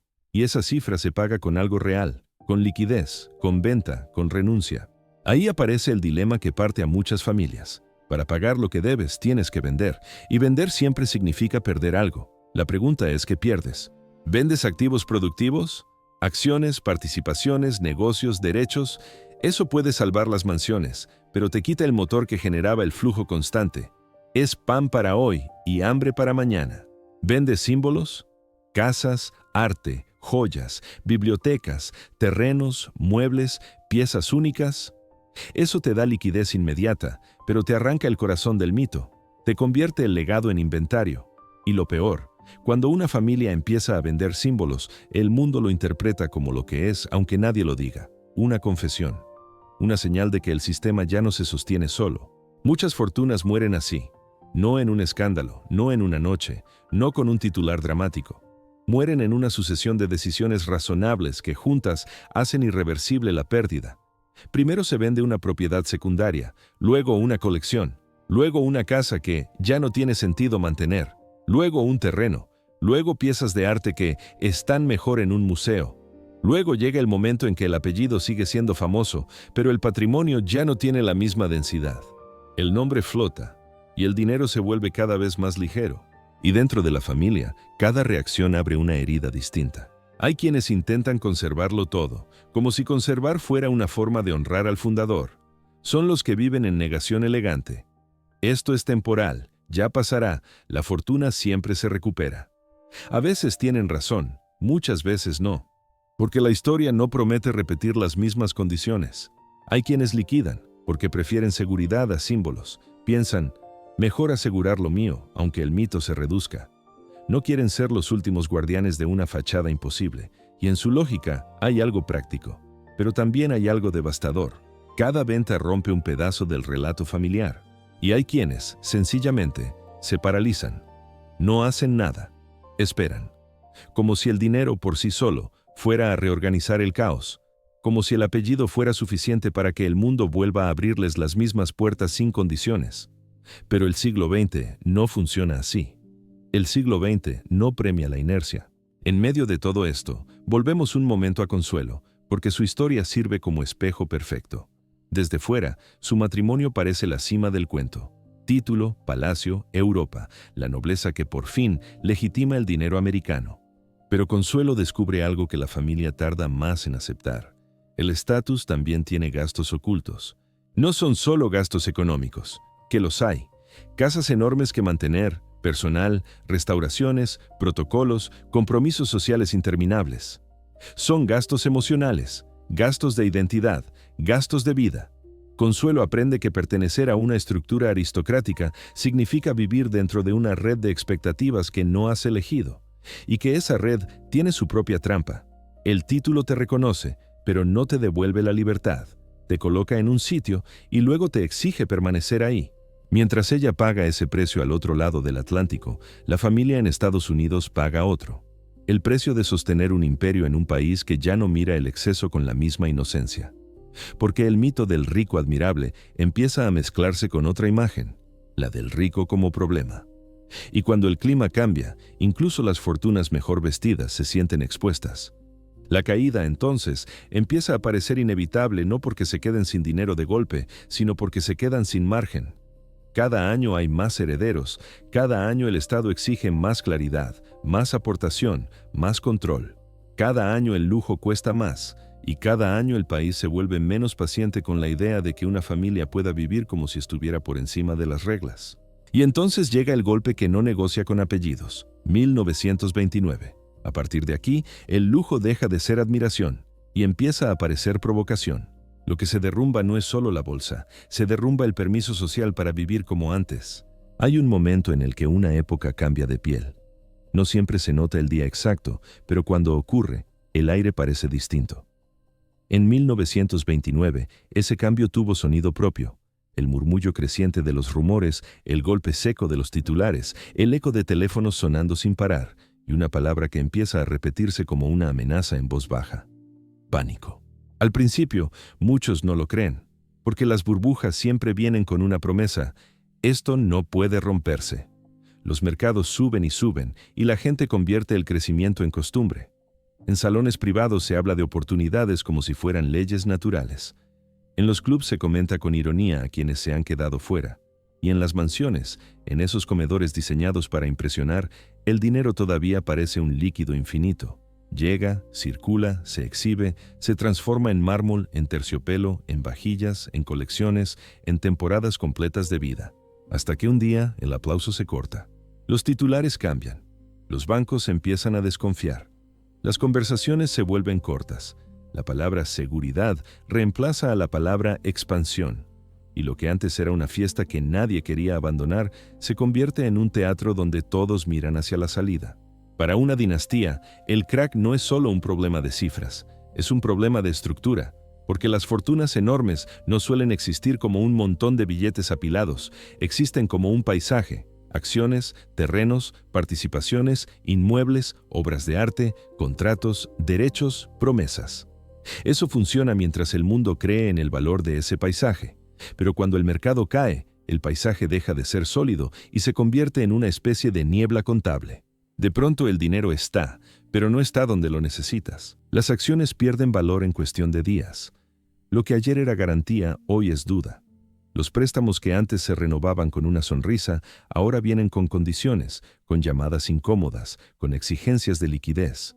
Y entonces aparece el monstruo silencioso que destruye a muchas familias ricas, la iliquidez.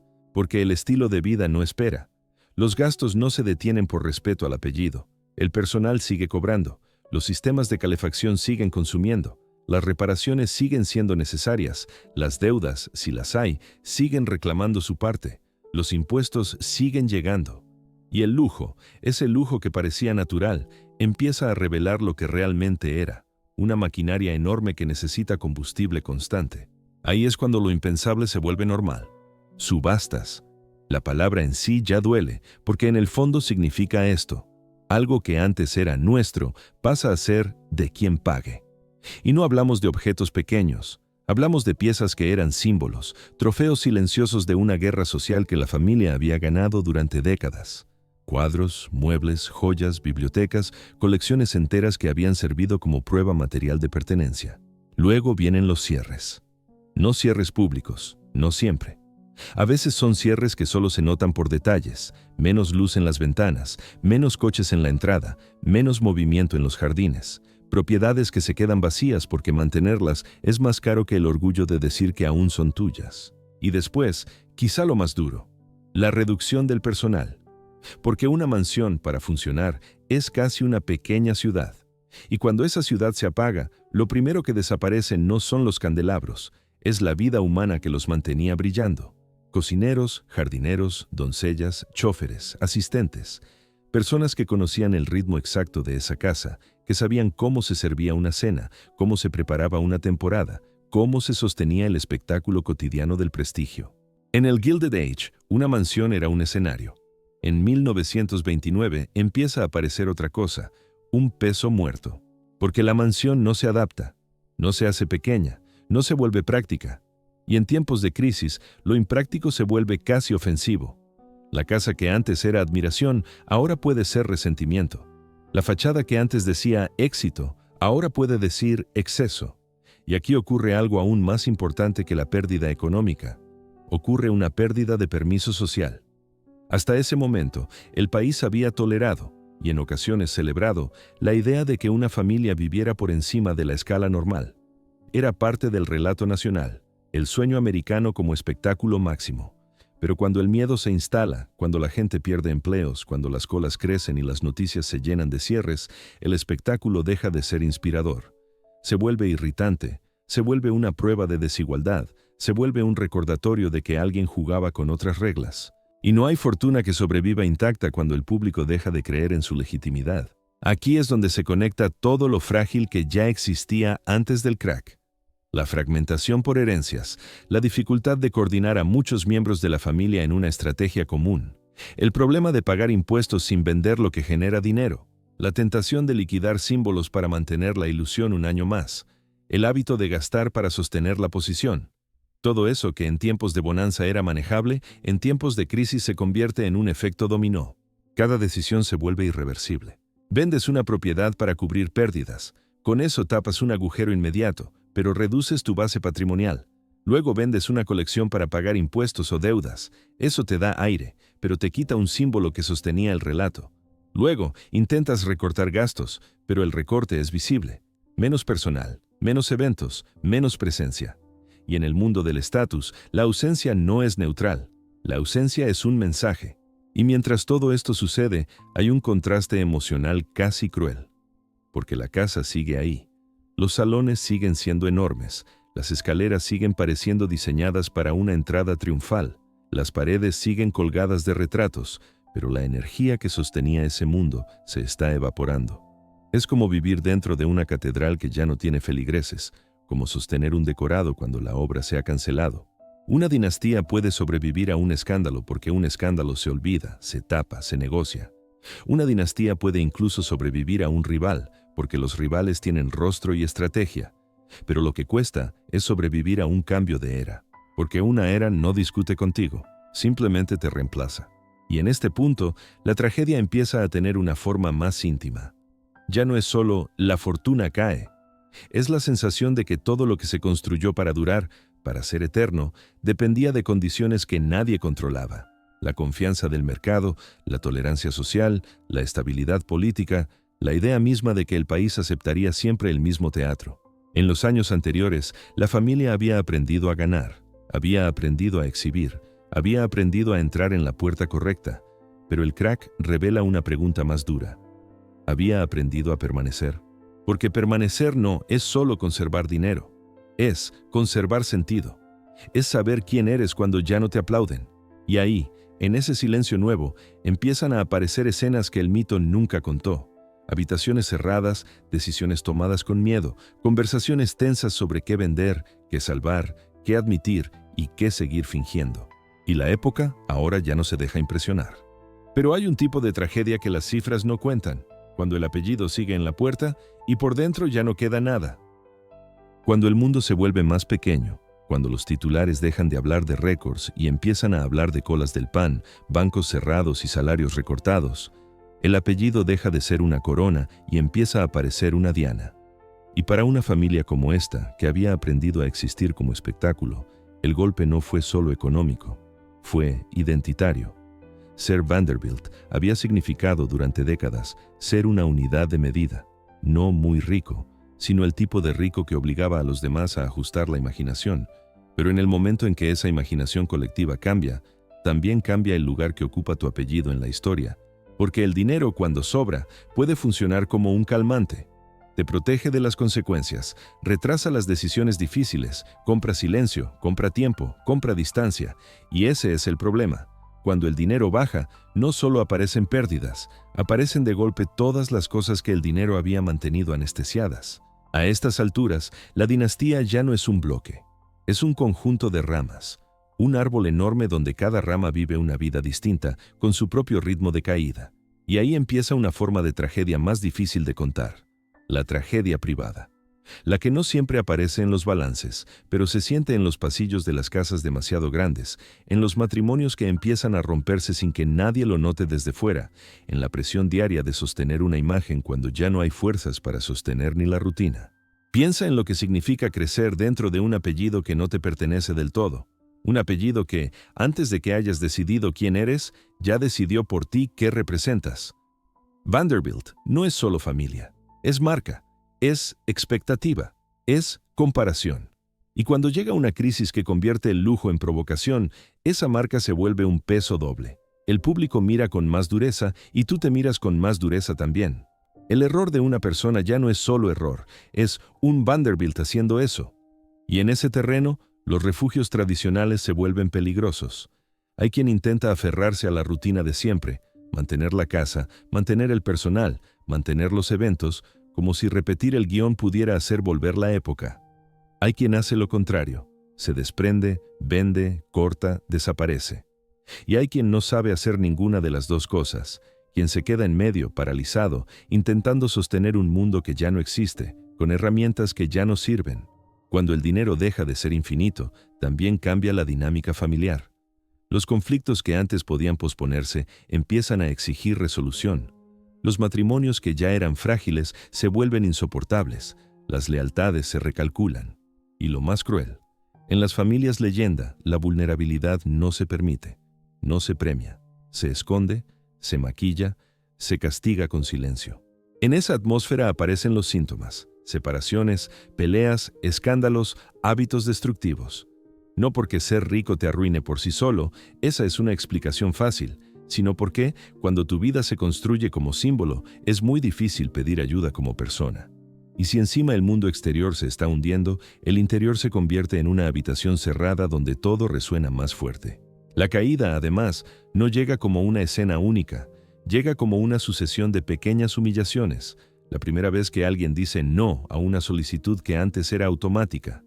La primera vez que una propiedad no encuentra comprador al precio esperado. La primera vez que un cuadro, una joya, un mueble, deja de ser patrimonio y se convierte en liquidez urgente. La primera vez que una mansión se siente más fría por dentro, no por el invierno, sino porque hay menos gente, menos vida, menos música, menos razones para fingir normalidad. Y luego están las muertes. Las muertes tempranas, las muertes absurdas, las muertes que interrumpen planes y dejan herencias mal diseñadas. En una familia que aspira a durar siglos, una muerte a destiempo puede funcionar como una grieta estructural. Cambia custodias, cambia tutelas, cambia el mapa de quién controla qué y puede dejar a un heredero o a una heredera en manos de un sistema que no estaba preparado para cuidar de nadie. Hay un ejemplo que resume ese giro de época de manera brutal. Alfred Gwynne Vanderbilt, heredero y miembro destacado de la familia, muere en 1915 en el hundimiento del RMS Lusitania, un episodio que conmociona al mundo y que simboliza también cómo el siglo XX empieza a devorar certezas antiguas. No es la causa de la ruina, pero es una de esas escenas que marcan un antes y un después. De pronto, ni el apellido ni el dinero parecen capaces de negociar con la historia. Y sin embargo, incluso eso, la muerte, el duelo, el shock, puede ser absorbido por el mito cuando hay suficiente fortuna para amortiguarlo. El problema es lo que pasa cuando ya no hay amortiguación. Aquí entra una figura que no solo es importante por lo que vivió, sino por lo que representa en el arco emocional del documental: Reginald Claypool Vanderbilt. En los relatos sobre la decadencia de la familia, Reginald aparece a menudo como una advertencia interna, casi como un símbolo de la fragilidad escondida detrás del brillo. Según perfiles biográficos, luchó con el alcohol y el juego y murió joven, dejando a su hija en el centro de una tormenta que sería pública. La tragedia aquí no es el morbo. La tragedia es el mecanismo. Cuando una rama de la dinastía pierde estabilidad, el apellido no desaparece, pero la protección que antes ofrecía se vuelve irregular. Y entonces el patrimonio, en lugar de ser escudo, se convierte en motivo de disputa. Y esa hija tenía un nombre que con el tiempo sería mundialmente conocido por razones que van más allá de la familia: Gloria Vanderbilt. Imagina lo que significa que tu infancia empiece con un juicio, que tu identidad sea, desde el principio, un debate legal, que los adultos a tu alrededor no discutan solo por amor o por custodia o por principios, sino por la combinación explosiva de afecto, reputación y dinero. Y además, que todo eso ocurra ante el ojo público, como si el país entero tuviera derecho a opinar sobre tu vida. En 1934, la custodia de Gloria se convierte en un caso mediático enorme. Por un lado, su madre, Gloria Morgan Vanderbilt; por otro, su tía Gertrude Vanderbilt Whitney. La prensa lo trató como un espectáculo nacional, y el juicio expuso acusaciones, hábitos, relaciones, gastos y un nivel de detalle que hoy resultaría impensable para una menor. La imagen es devastadora. Mientras América atraviesa el trauma de la depresión, una parte del país mira hacia arriba, hacia esa aristocracia inventada, y lo que ve no es estabilidad. Ve caos.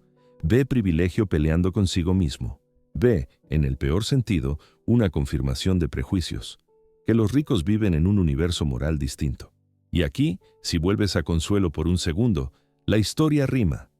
Consuelo había sido moneda en una transacción social, título por dinero. Gloria, de otra forma, se convierte también en moneda, una niña como eje de control, influencia y administración de una herencia. La diferencia es que Consuelo cruza el Atlántico para representar un símbolo. Gloria crece dentro del símbolo sin haberlo elegido. Lo importante, narrativamente, es que esta ruina privada no contradice la parte económica, la completa. Porque en una dinastía, la quiebra rara vez es una explosión única. Es una combinación de factores que se refuerzan, mercados que caen, impuestos que aprietan, activos que se fragmentan. y familias que, bajo presión, toman decisiones peores o simplemente se rompen. En los años de la depresión, una mansión vacía no es solo una casa cara, es una declaración incómoda, un recordatorio, un edificio que antes servía para demostrar poder y que ahora sirve para demostrar que el poder cambió de forma. Y cuando eso sucede, los Vanderbilts no solo pierden dinero, pierden el permiso cultural para seguir siendo lo que eran. La tragedia final de esta parte es esa frase que parece sencilla, pero que es letal para una dinastía. El apellido sigue en la puerta, y por dentro ya no queda el mundo que ese apellido prometía. Y eso nos deja exactamente en el borde del siguiente acto, el más cruel y el más moderno de todos. Ya no se trata de conquistar rutas, ni de construir palacios, ni de entrar en sociedad. Se trata de abogados, tribunales, tutelas, titulares y una niña en el centro, convertida en el último campo de batalla de un imperio familiar que se descompone. Si en el siglo XIX la familia peleaba por líneas ferroviarias, en los años 30 peleará por algo más íntimo y devastador, el destino de una niña.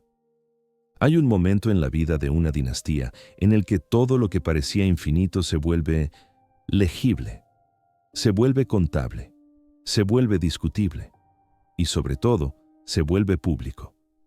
Para los Vanderbilt, ese momento llega cuando el apellido deja de estar asociado a vías, acero, mansiones y listas sociales y queda atrapado en algo mucho más pequeño pero más cruel, un tribunal. Gloria Vanderbilt nace en 1924, en el último tramo del Gran Teatro Dorado. Su nombre ya es una frase completa. Vanderbilt todavía suena a poder. Gloria suena a destino. Pero el destino no llega como una coronación, sino como una ausencia. Su padre, Reginald Claypool Vanderbilt, muere cuando ella todavía es un bebé. Y con esa muerte, la historia de la fortuna entra en un terreno que ninguna mansión puede controlar. La tutela, la herencia, las decisiones legales. Porque cuando un niño hereda, lo que hereda no es solo dinero, hereda una guerra alrededor del dinero. La prensa no tarda en entenderlo. De pronto, la gran familia ya no se cuenta en términos de imperios, sino de custodia. El apellido pasa a ser un titular, y el titular tiene algo magnético, la idea de una niña rodeada de riqueza, pero sin mando sobre nada. No es la heredera que decide, es la heredera que se decide. Esa contradicción se convierte en espectáculo nacional y le pegan un apodo que resume el morbo de la época: la pobre niña rica. Lo esencial, para entender por qué esto importa tanto, es que el juicio no es solo sobre una niña, es sobre quién controla el símbolo, quién controla el relato, quién administra el dinero mientras la heredera crece. Y ahí aparece una figura que, por sí sola, explica el choque entre dos Américas. La madre, Gloria Morgan Vanderbilt, y la tía, Gertrude Vanderbilt Whitney. La disputa enfrenta a la madre biológica contra una tía que no es solo familia. Es también una institución social en sí misma, una mujer con influencia cultural enorme, recordada además por su papel como fundadora del Whitney Museum. El caso estalla en 1934, y lo que ocurre en ese juicio es, en miniatura, la caída del viejo permiso social del que hablábamos. El país ya no mira a los ultrarricos como intocables, ahora los mira como material de prensa, como drama consumible, como un universo donde también hay miserias. Lo que antes se resolvía en salones privados, con cartas, acuerdos, silencios, se resuelve en voz alta, con testigos, con titulares, con detalles íntimos filtrados a millones de personas. En el fondo, lo que el público ve es una paradoja insoportable. Si tienes todo, ¿por qué tu vida parece una jaula? Y esa pregunta engancha porque sugiere que la riqueza no solo compra libertad, a veces compra una forma de encierro más elegante. También hay un dato que convierte el caso en dinamita. Gloria no hereda una cantidad, hereda una estructura. Tras la muerte de su padre, se habla de un fideicomiso millonario, una fortuna para la época, un dinero que existe, pero al que ella no puede acceder como un adulto. En otras palabras, la riqueza está ahí, pero su vida real depende de quién firme por ella, de quién administre, de quién ponga condiciones. Y un detalle así cambia el tono del mito, porque la riqueza Vanderbilt, que antes parecía un océano, aquí se siente como un depósito con llave. El juicio decide custodia, pero también decide destino, porque la custodia define la casa, la educación, la red social, las reglas, las amistades permitidas, el tipo de mundo que un niño aprende a llamar normal. Y, en una dinastía en decadencia, esa decisión pesa como si fuese un tratado internacional. No se trata solo de con quién vive, Se trata de qué Vanderbilt va a hacer. La prensa lo convierte en lo que se llega a llamar el juicio del siglo o del siglo de la prensa, porque tiene todos los elementos: lujo, escándalo, moralidad, sospechas, dinero y una víctima perfecta. Y al mismo tiempo, para la familia es un síntoma terrible. Cuando tu apellido acaba en juicio, significa que el poder dejó de ser automático. Significa que ya no basta con ser Vanderbilt para que el mundo se aparte y deje pasar. Y aquí hay algo importante. Este episodio no ocurre en la cima del imperio, ocurre en su fase residual. Es la prueba de que la gran fortuna ya no se mueve como un bloque. Ahora se mueve como fragmentos. Los adultos discuten por control, por reputación, por acceso. Los abogados se vuelven tan importantes como los administradores. El dinero no se invierte, se protege, no se exhibe, se justifica, no se presume, se defiende. Y eso es exactamente lo que convierte al caso Gloria en el símbolo de una dinastía reducida.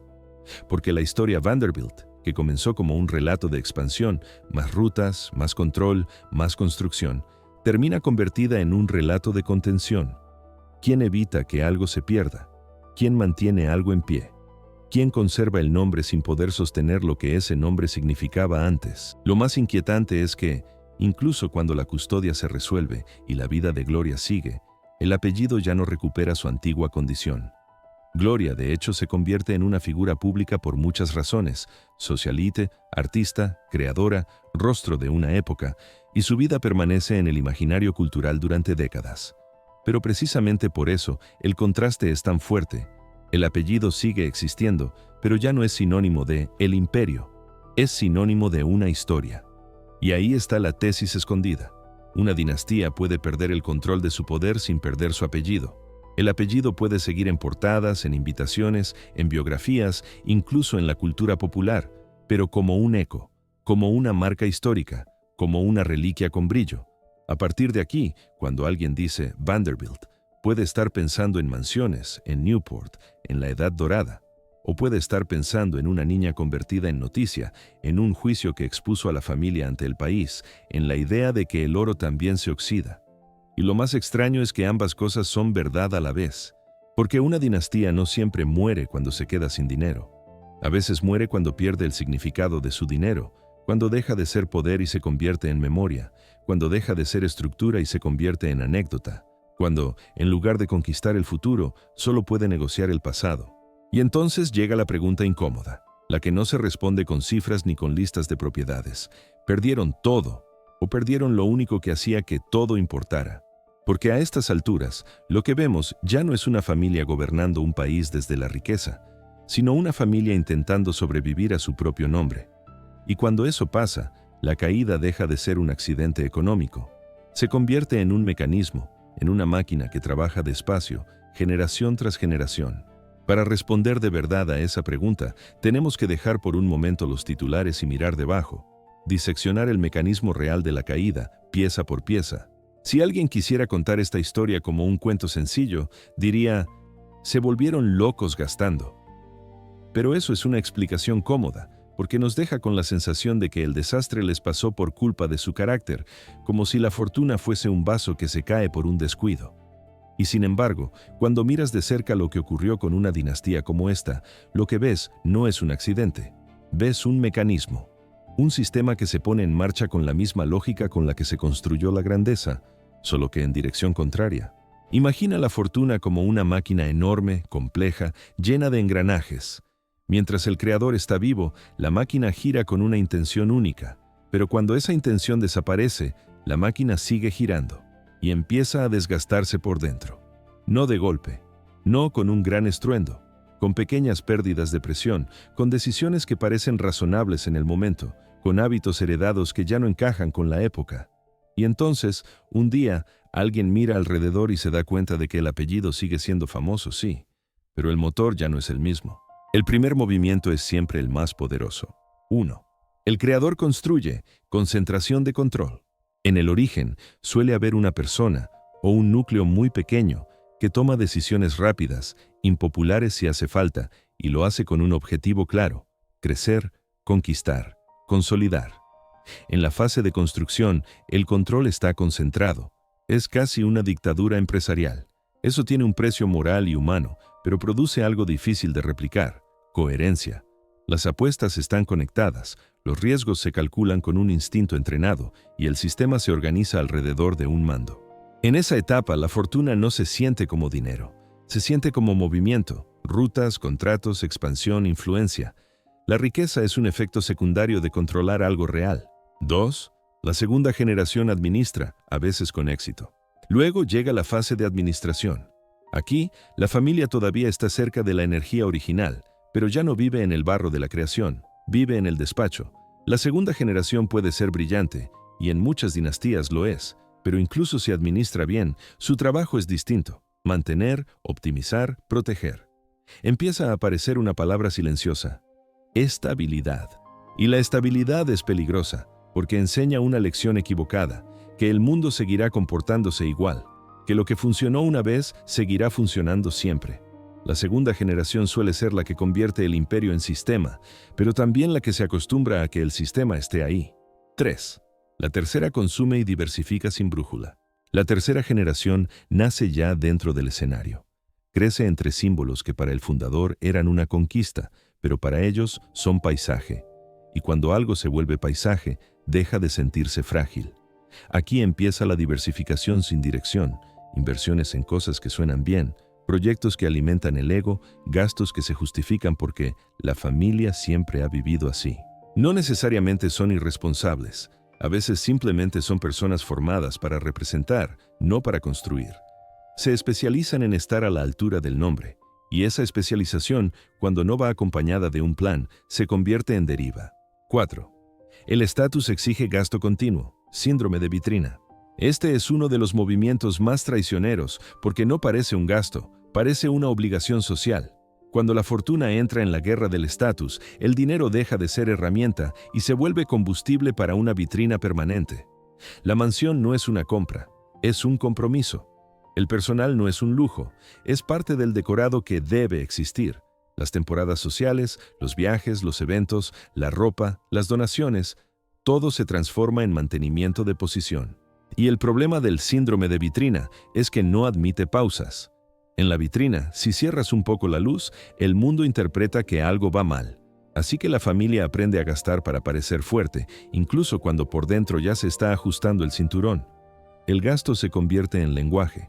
Si lo reduces, estás hablando sin querer. Aquí es donde historias como la de Consuelo dejan de ser solo drama personal y se convierten en síntoma. Porque si una familia necesita comprar títulos, fiestas, mármol y validación, significa que su riqueza no busca solo crecer, busca ser aceptada. Y eso no tiene línea de meta. 5. El número de herederos crece. Dilución. En algún punto, la fortuna deja de ser un bloque y se convierte en un pastel que hay que repartir. Cada generación trae más ramas, más hijos, más matrimonios, más divorcios, más compromisos, más expectativas. Y el control se diluye. Lo que antes era una decisión de uno, ahora es una negociación entre muchos. Además, hay un detalle que casi nadie quiere decir en voz alta. Dentro de una gran familia, no todos tienen la misma relación con el dinero. Algunos lo ven como misión, otros lo ven como reparación, otros lo ven como derecho adquirido, otros lo temen. Cuando el pastel se divide, también se dividen las visiones, y una fortuna sin visión compartida se convierte en una colección de necesidades compitiendo. 6. Cambian las reglas, impuestos, regulación, opinión pública. Este movimiento es el que destruye el mito de la invulnerabilidad, porque una dinastía puede adaptarse a rivales, puede sobrevivir a un escándalo, puede incluso reinventarse tras una mala inversión. Lo que cuesta es sobrevivir a un cambio de reglas que viene de fuera y que no se puede negociar. El siglo XX trae impuestos, regulación, un Estado con más capacidad y una opinión pública que deja de aplaudir la concentración. Lo que antes era genio empresarial empieza a oler a abuso, y cuando la reputación cambia, cambia el margen de maniobra. De repente, vender activos ya no es solo una decisión financiera, es una señal pública de debilidad, pero no venderlos puede ser ruinoso. El apellido queda atrapado entre dos narrativas, la de mantener el brillo y la de aceptar el nuevo mundo. Aquí entra con fuerza lo que vimos en la parte 12. El apellido ya no controla el relato. El relato lo controla la prensa, los tribunales, la cultura del juicio social. El poder deja de ser discreto y se vuelve discutible. Y entonces llega el acelerador final. El shock no suele crear los problemas, los revela, como si una casa tuviera termitas durante años y de pronto una tormenta la sacude. De un día para otro, lo que parecía sólido se vuelve frágil. La liquidez desaparece. Los activos de prestigio se vuelven difíciles de vender. Las propiedades cuestan más de lo que generan. Las colecciones se subastan. Los palacios se quedan sin vida. Y el apellido, que antes abría puertas, empieza a abrir preguntas incómodas. En ese punto, la caída ya no parece una tragedia romántica. Parece una ecuación. Una suma de hábitos antiguos con reglas nuevas, multiplicada por un golpe histórico. Y aquí viene la comparación que ayuda a entenderlo sin convertir esto en otra historia. Hay dinastías que sobreviven, a veces con menos brillo, porque aceptan una idea que es casi humillante para un apellido famoso, que el prestigio debe bajar de volumen para que la base aguante. Crean estructuras, trusts bien diseñados, gestión profesional, fundaciones que ordenan patrimonio, reglas internas de gasto, acuerdos claros de herencia, diversificación con criterios, no con caprichos. En vez de intentar parecer eternos, se organizan para ser duraderos. La familia que cae suele hacer lo contrario. Intenta sostener la imagen del pasado como si fuese una inversión, y no lo es. La imagen es un gasto y cada año cuesta más mantenerla. Cuando miras todo junto, el mecanismo tiene algo inquietante. No es exclusivo de una familia ni de una época. Es un patrón humano. La construcción concentra, la administración estabiliza, el consumo dispersa, la vitrina obliga, la dilución fragmenta, las reglas cambian, el shock remata. Y sin embargo, incluso después de todo eso, queda una última ironía. Aunque el dinero se haya ido, la huella no desaparece. Porque el dinero, cuando fue enorme, se convirtió en piedra, en avenidas, en instituciones, en paisajes. Y eso, a diferencia de una cuenta bancaria, no se evapora tan rápido. Y aún así, aunque el dinero se haya ido, la familia dejó algo que todavía puedes ver con tus propios ojos. Cuando una fortuna se evapora, lo primero que desaparece no siempre es lo material. A veces lo material es lo último, porque el dinero puede huir en cifras, en bolsas, en impuestos, en herencias mal calculadas, pero lo que se compró con ese dinero, lo que se construyó para que fuese visto, se queda. Y en el caso de una dinastía como esta, lo que se construyó no fueron solo casas, fue un paisaje. Una capa de piedra y mármol sobre el mapa de Estados Unidos, un recordatorio persistente de una época en la que la riqueza no pedía permiso para ocupar espacio. Si hoy caminas por ciertos lugares, puedes sentirlo sin conocer la historia completa. Hay avenidas y barrios donde la arquitectura parece una declaración, donde las fachadas están diseñadas para impresionar incluso a alguien que pasa rápido en coche. Y sobre todo, hay mansiones que ya no son hogares, sino fósiles vivos. El exceso convertido en atracción cultural, lo que en su día fue una frontera privada, aquí vive la gente que manda. Ahora es una puerta con taquilla, una audioguía, un recorrido marcado por cuerdas y un silencio extraño en habitaciones demasiado grandes para la vida real. En esas mansiones queda algo más que decoración, queda un tipo de mensaje, porque ninguna de esas casas se levantó solo para ser cómoda. Se levantaron para decir, esto es lo que significa ganar. Y sin embargo, hoy se visitan con otra mirada. Mucha gente entra fascinada, sí, por la belleza, por la artesanía, por los techos, por la escala. Pero también entra con una pregunta que antes no se hacía en voz alta. ¿Qué costó esto? No solo en dinero. En tiempo, en trabajo, en desigualdad, en la distancia brutal entre quienes servían y quienes eran servidos. Piensa en lo que contábamos sobre Marble House. No solo es un edificio, es una idea tallada. La idea de que el estatus podía construirse con materiales, con importaciones, con arquitectura europea trasplantada, con un tipo de lujo que se volvía casi teatral. Y como todo teatro, funcionaba mientras el público aplaudía. Pero cuando el público dejó de aplaudir, cuando llegó el siglo XX con su nueva moral, su nueva política, su nueva manera de mirar a los ultrarricos, esas casas quedaron de repente con un doble significado. Siguen siendo hermosas y al mismo tiempo son un espejo incómodo. Lo curioso es que, en cierto modo, las mansiones fueron una decisión inteligente y fatal a la vez. Inteligente porque convierten el dinero en algo físico que resiste.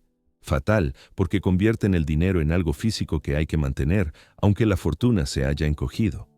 En la caída, muchas familias descubrieron que no solo estaban perdiendo liquidez, estaban heredando un problema de piedra, calefacción, reparaciones, jardines, personal, impuestos. Es casi una metáfora perfecta. Durante años, la riqueza se usó para construir símbolos de permanencia, y al final, esos símbolos se convirtieron en pesos que arrastraban. Pero el legado que queda no es solo una colección de edificios convertidos en museo. Hay otra parte, menos fotogénica, que sobrevivió mejor: las instituciones. Porque una cosa es gastar para impresionar y otra es gastar para dejar huella. Y en esa era, muchas grandes fortunas, incluida esta, hicieron ambas cosas, a veces sin darse cuenta de cuál sería más duradera. Una universidad, por ejemplo, no tiene el brillo inmediato de una mansión. No sirve para humillar socialmente a un rival en una cena. No te coloca en una lista de invitados. Pero una universidad es una especie de máquina de continuidad. Forma generaciones, crea redes, produce prestigio a largo plazo. Y eso es lo interesante. Aunque el imperio económico se fragmentara, parte del poder se transformó en algo que no depende de la bolsa del viernes ni del juicio del lunes. Se transformó en memoria organizada, en edificios académicos, en becas, en nombres inscritos en piedra de una manera distinta. Lo mismo ocurre con el urbanismo y la infraestructura. Cuando una dinastía fue clave en la expansión del transporte, su huella no se borra con facilidad. Las rutas que se abrieron, las estaciones que se levantaron, las ciudades que crecieron alrededor de esas vías, todo eso continúa, aunque ya nadie asocie esa continuidad con el apellido. Es como si la familia hubiese desaparecido del relato, pero no del mapa. Y eso es exactamente lo que pasa cuando el poder se vuelve estructural. Deja de necesitar propaganda para existir. También están las colecciones, el mecenazgo, el arte.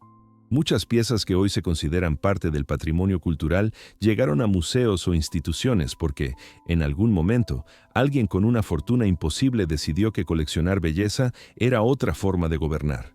Y aquí aparece un matiz importante. Incluso cuando el gasto era vanidad, el resultado puede terminar siendo beneficio público. Es una contradicción que no se resuelve fácil. Puedes odiar el origen del dinero y aún así agradecer que ese dinero financiara una sala, un teatro, una biblioteca, una restauración. Lo que cambia con el tiempo es el marco moral. En el siglo XIX, el relato dominante podía ser: es el triunfo del talento, del riesgo, del progreso. En el siglo XX empezó a mezclarse con otro: es la historia de los monopolios, del trabajador invisible, de la desigualdad.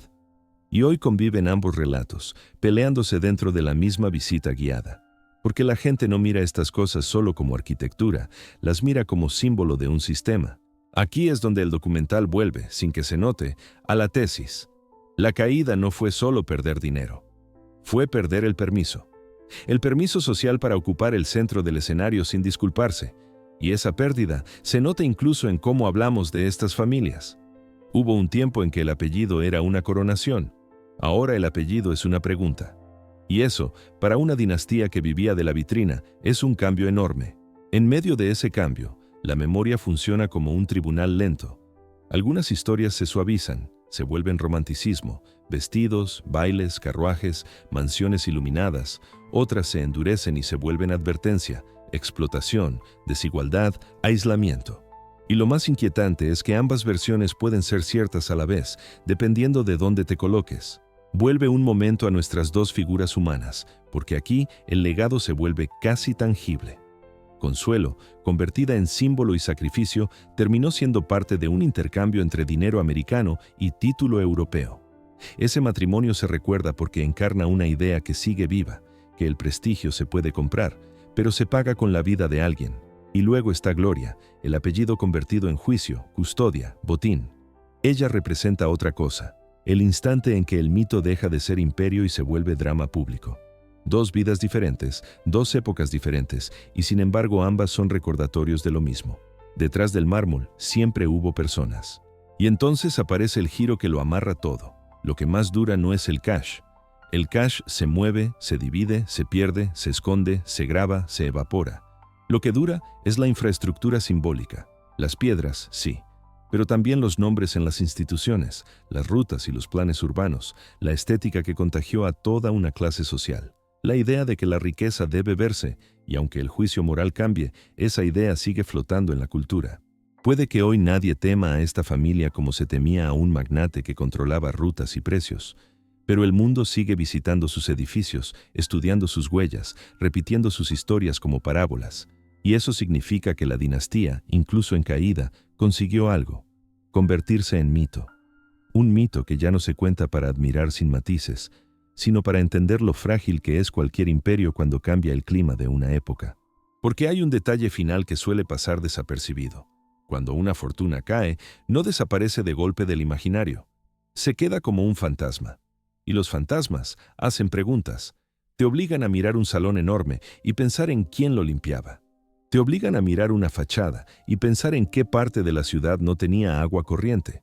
Te obligan a escuchar un apellido famoso y preguntarte qué significa hoy, en un mundo donde la riqueza sigue existiendo, pero las reglas, otra vez, están cambiando. Y ahí es donde esta historia deja de ser pasado y se convierte en espejo. Y entonces volvemos al inicio. Si no queda el imperio, ¿qué significa que el apellido siga existiendo? Hay una idea que se repite en todas las historias de fortunas caídas y casi siempre está mal contada. Se dice, lo perdieron todo. Y la mente imagina una bancarrota, una cifra exacta, un día concreto en el que la cuenta se queda a cero. Pero en una dinastía como esta, perderlo todo no significa necesariamente quedarse sin dinero. Significa algo más raro y más definitivo: perder el centro del mundo. Porque el dinero, incluso cuando se reduce, puede seguir existiendo. Se puede esconder en propiedades, en inversiones discretas, en rentas más pequeñas, en acuerdos familiares. Pero lo que no se recupera con facilidad es la sensación de que el tiempo juega a tu favor. Eso era el verdadero lujo de la era dorada. No solo tener riqueza, sino vivir como si la historia te perteneciera, como si el futuro fuese una extensión natural de tu apellido. Y eso fue lo que desapareció. Lo hemos visto durante todo el documental. El ascenso no fue solo construir un imperio empresarial, fue construir una narrativa.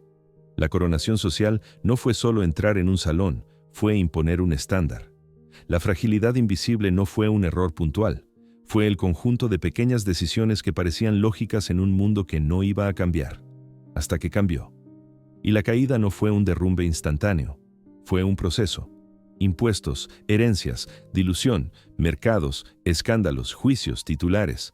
Un largo traslado del poder desde los palacios hacia otras manos: el Estado, la prensa, la opinión pública, los tribunales. Por eso, si tuviéramos que resolver la tesis con una sola frase, sería esta: la tragedia no fue perder dinero, fue perder una época. Perder el tipo de mundo donde el dinero bastaba para comprar silencio, pertenencia y permanencia. Y si quieres ver ese cambio sin gráficos, sin curvas bursátiles, sin tablas, basta con volver a dos vidas. Primero, Consuelo. Consuelo es la evidencia de que, incluso cuando el dinero parece omnipotente, hay cosas que no obedecen. Su historia es simple y brutal. Una joven educada para ser perfecta, presionada para convertirse en un símbolo, empujada a un matrimonio que no nació del amor, sino del intercambio. América tenía dinero, Europa tenía títulos, y en el centro de ese pacto había una persona real, respirando, dudando, perdiéndose a sí misma en una operación que se vendía como destino. Si lo piensas bien, Consuelo no es solo un personaje, es una advertencia. En su vida se ve la lógica completa del Gilded Age: convertir riqueza en legitimidad, convertir legitimidad en eternidad. Pero el precio fue claro: el dinero podía comprar un ducado, pero no podía comprar pertenencia, ni libertad, ni la paz íntima de sentirse en casa. Su historia nos deja una pregunta que incomoda. ¿Cuántas veces una dinastía cree que está construyendo futuro cuando, en realidad, está sacrificando presente? Y luego Gloria.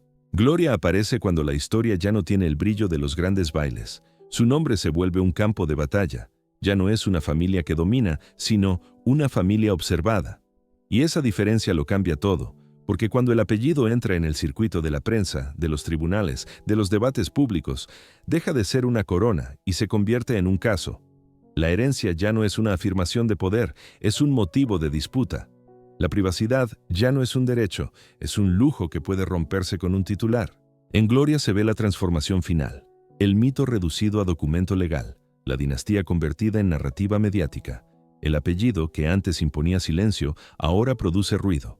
Y ese ruido es la señal más clara de que la época ha cambiado. Ya no manda quien tiene más, manda quien controla el relato sobre quién tiene más. Porque al final, eso es lo que reemplaza a la vieja aristocracia del dinero. La era en la que el poder no solo depende de lo que posees, sino de cómo se percibe. En el Gilded Age, la riqueza extrema podía ser admiración. Tras 1929, empezó a ser sospecha. Y cuando una sociedad deja de aplaudir, incluso la fortuna más grande se vuelve vulnerable, aunque aún queden millones en pie. Ahora bien, si esto fuera un cierre limpio, la historia terminaría aquí. Pero los apellidos no terminan como terminan los imperios. Los apellidos se dispersan. Y aquí aparece un misterio suave, casi inevitable. ¿Dónde acaba una dinastía cuando deja de ser dinastía? No hay un momento exacto. Hay ramas que se apagan, sí. Hay propiedades que se venden, documentos que se archivan, cuadros que cambian de manos, pero también hay matrimonios, cambios de apellido, decisiones familiares, distancias, silencios. Es posible, y esto es importante decirlo como posibilidad, no como certeza dramática, que existan descendientes que hoy vivan vidas perfectamente normales, sin la conciencia diaria de lo que fue aquel nombre en otro siglo. No porque lo oculten, sino porque la historia, con el tiempo, se vuelve un rumor de familia, una foto en blanco y negro, un comentario suelto en una cena. Y aún así, incluso cuando la sangre se mezcla y los árboles genealógicos se vuelven confusos, el mito no desaparece del todo. Porque el mito no vive en las cuentas bancarias, vive en la memoria cultural. Vive en las mansiones convertidas en museo, en los nombres grabados en instituciones, en la estética que copiaron otros ricos que vinieron después, en la obsesión moderna por los viejos apellidos como si fueran una forma de magia social. Por eso, al cerrar este documental, vale la pena dejar las respuestas perfectas a un lado y abrir espacio para 3 preguntas sencillas, pero profundas. ¿Qué vale más, el dinero, el control o el relato? Porque esta historia sugiere algo incómodo. El dinero puede construirse, pero el relato puede destruirse. Y sin relato, incluso el dinero pierde su poder simbólico. ¿Crees que hoy estamos viendo nacer nuevas dinastías que un día también se diluirán? Quizá no con mansiones de mármol, quizá no con títulos europeos, pero sí con otros símbolos, empresas convertidas en imperios, apellidos convertidos en marca, influencia convertida en herencia invisible. Y si te dijeran con total seguridad que la riqueza extrema es siempre temporal, vivirías distinto. No solo gastarías menos, sino ¿buscarías otra forma de permanencia? ¿Invertirías en algo que no dependa de una época? ¿O, al contrario, intentarías vivirlo todo antes de que el mundo cambie las reglas? Porque al final, lo que este caso enseña no es que la riqueza sea inútil. Enseña que la riqueza necesita un clima histórico para funcionar como poder total. Y ese clima puede cambiar sin pedir permiso. Un impuesto, una crisis, una nueva moral pública, una guerra cultural silenciosa. Y el pedestal se vuelve arena. Así que sí, lo perdieron todo. Pero no fue una caída de números. Fue una caída de significado. Y quizá esa sea la última ironía, la más humana. Durante un tiempo, parecieron gigantes porque la época les daba el tamaño perfecto. Cuando la época se fue, quedaron reducidos a lo que todos somos al final. Personas, decisiones, errores, amores rotos, pleitos, habitaciones vacías, fotos antiguas. El dinero los hizo gigantes, el tiempo los hizo humanos.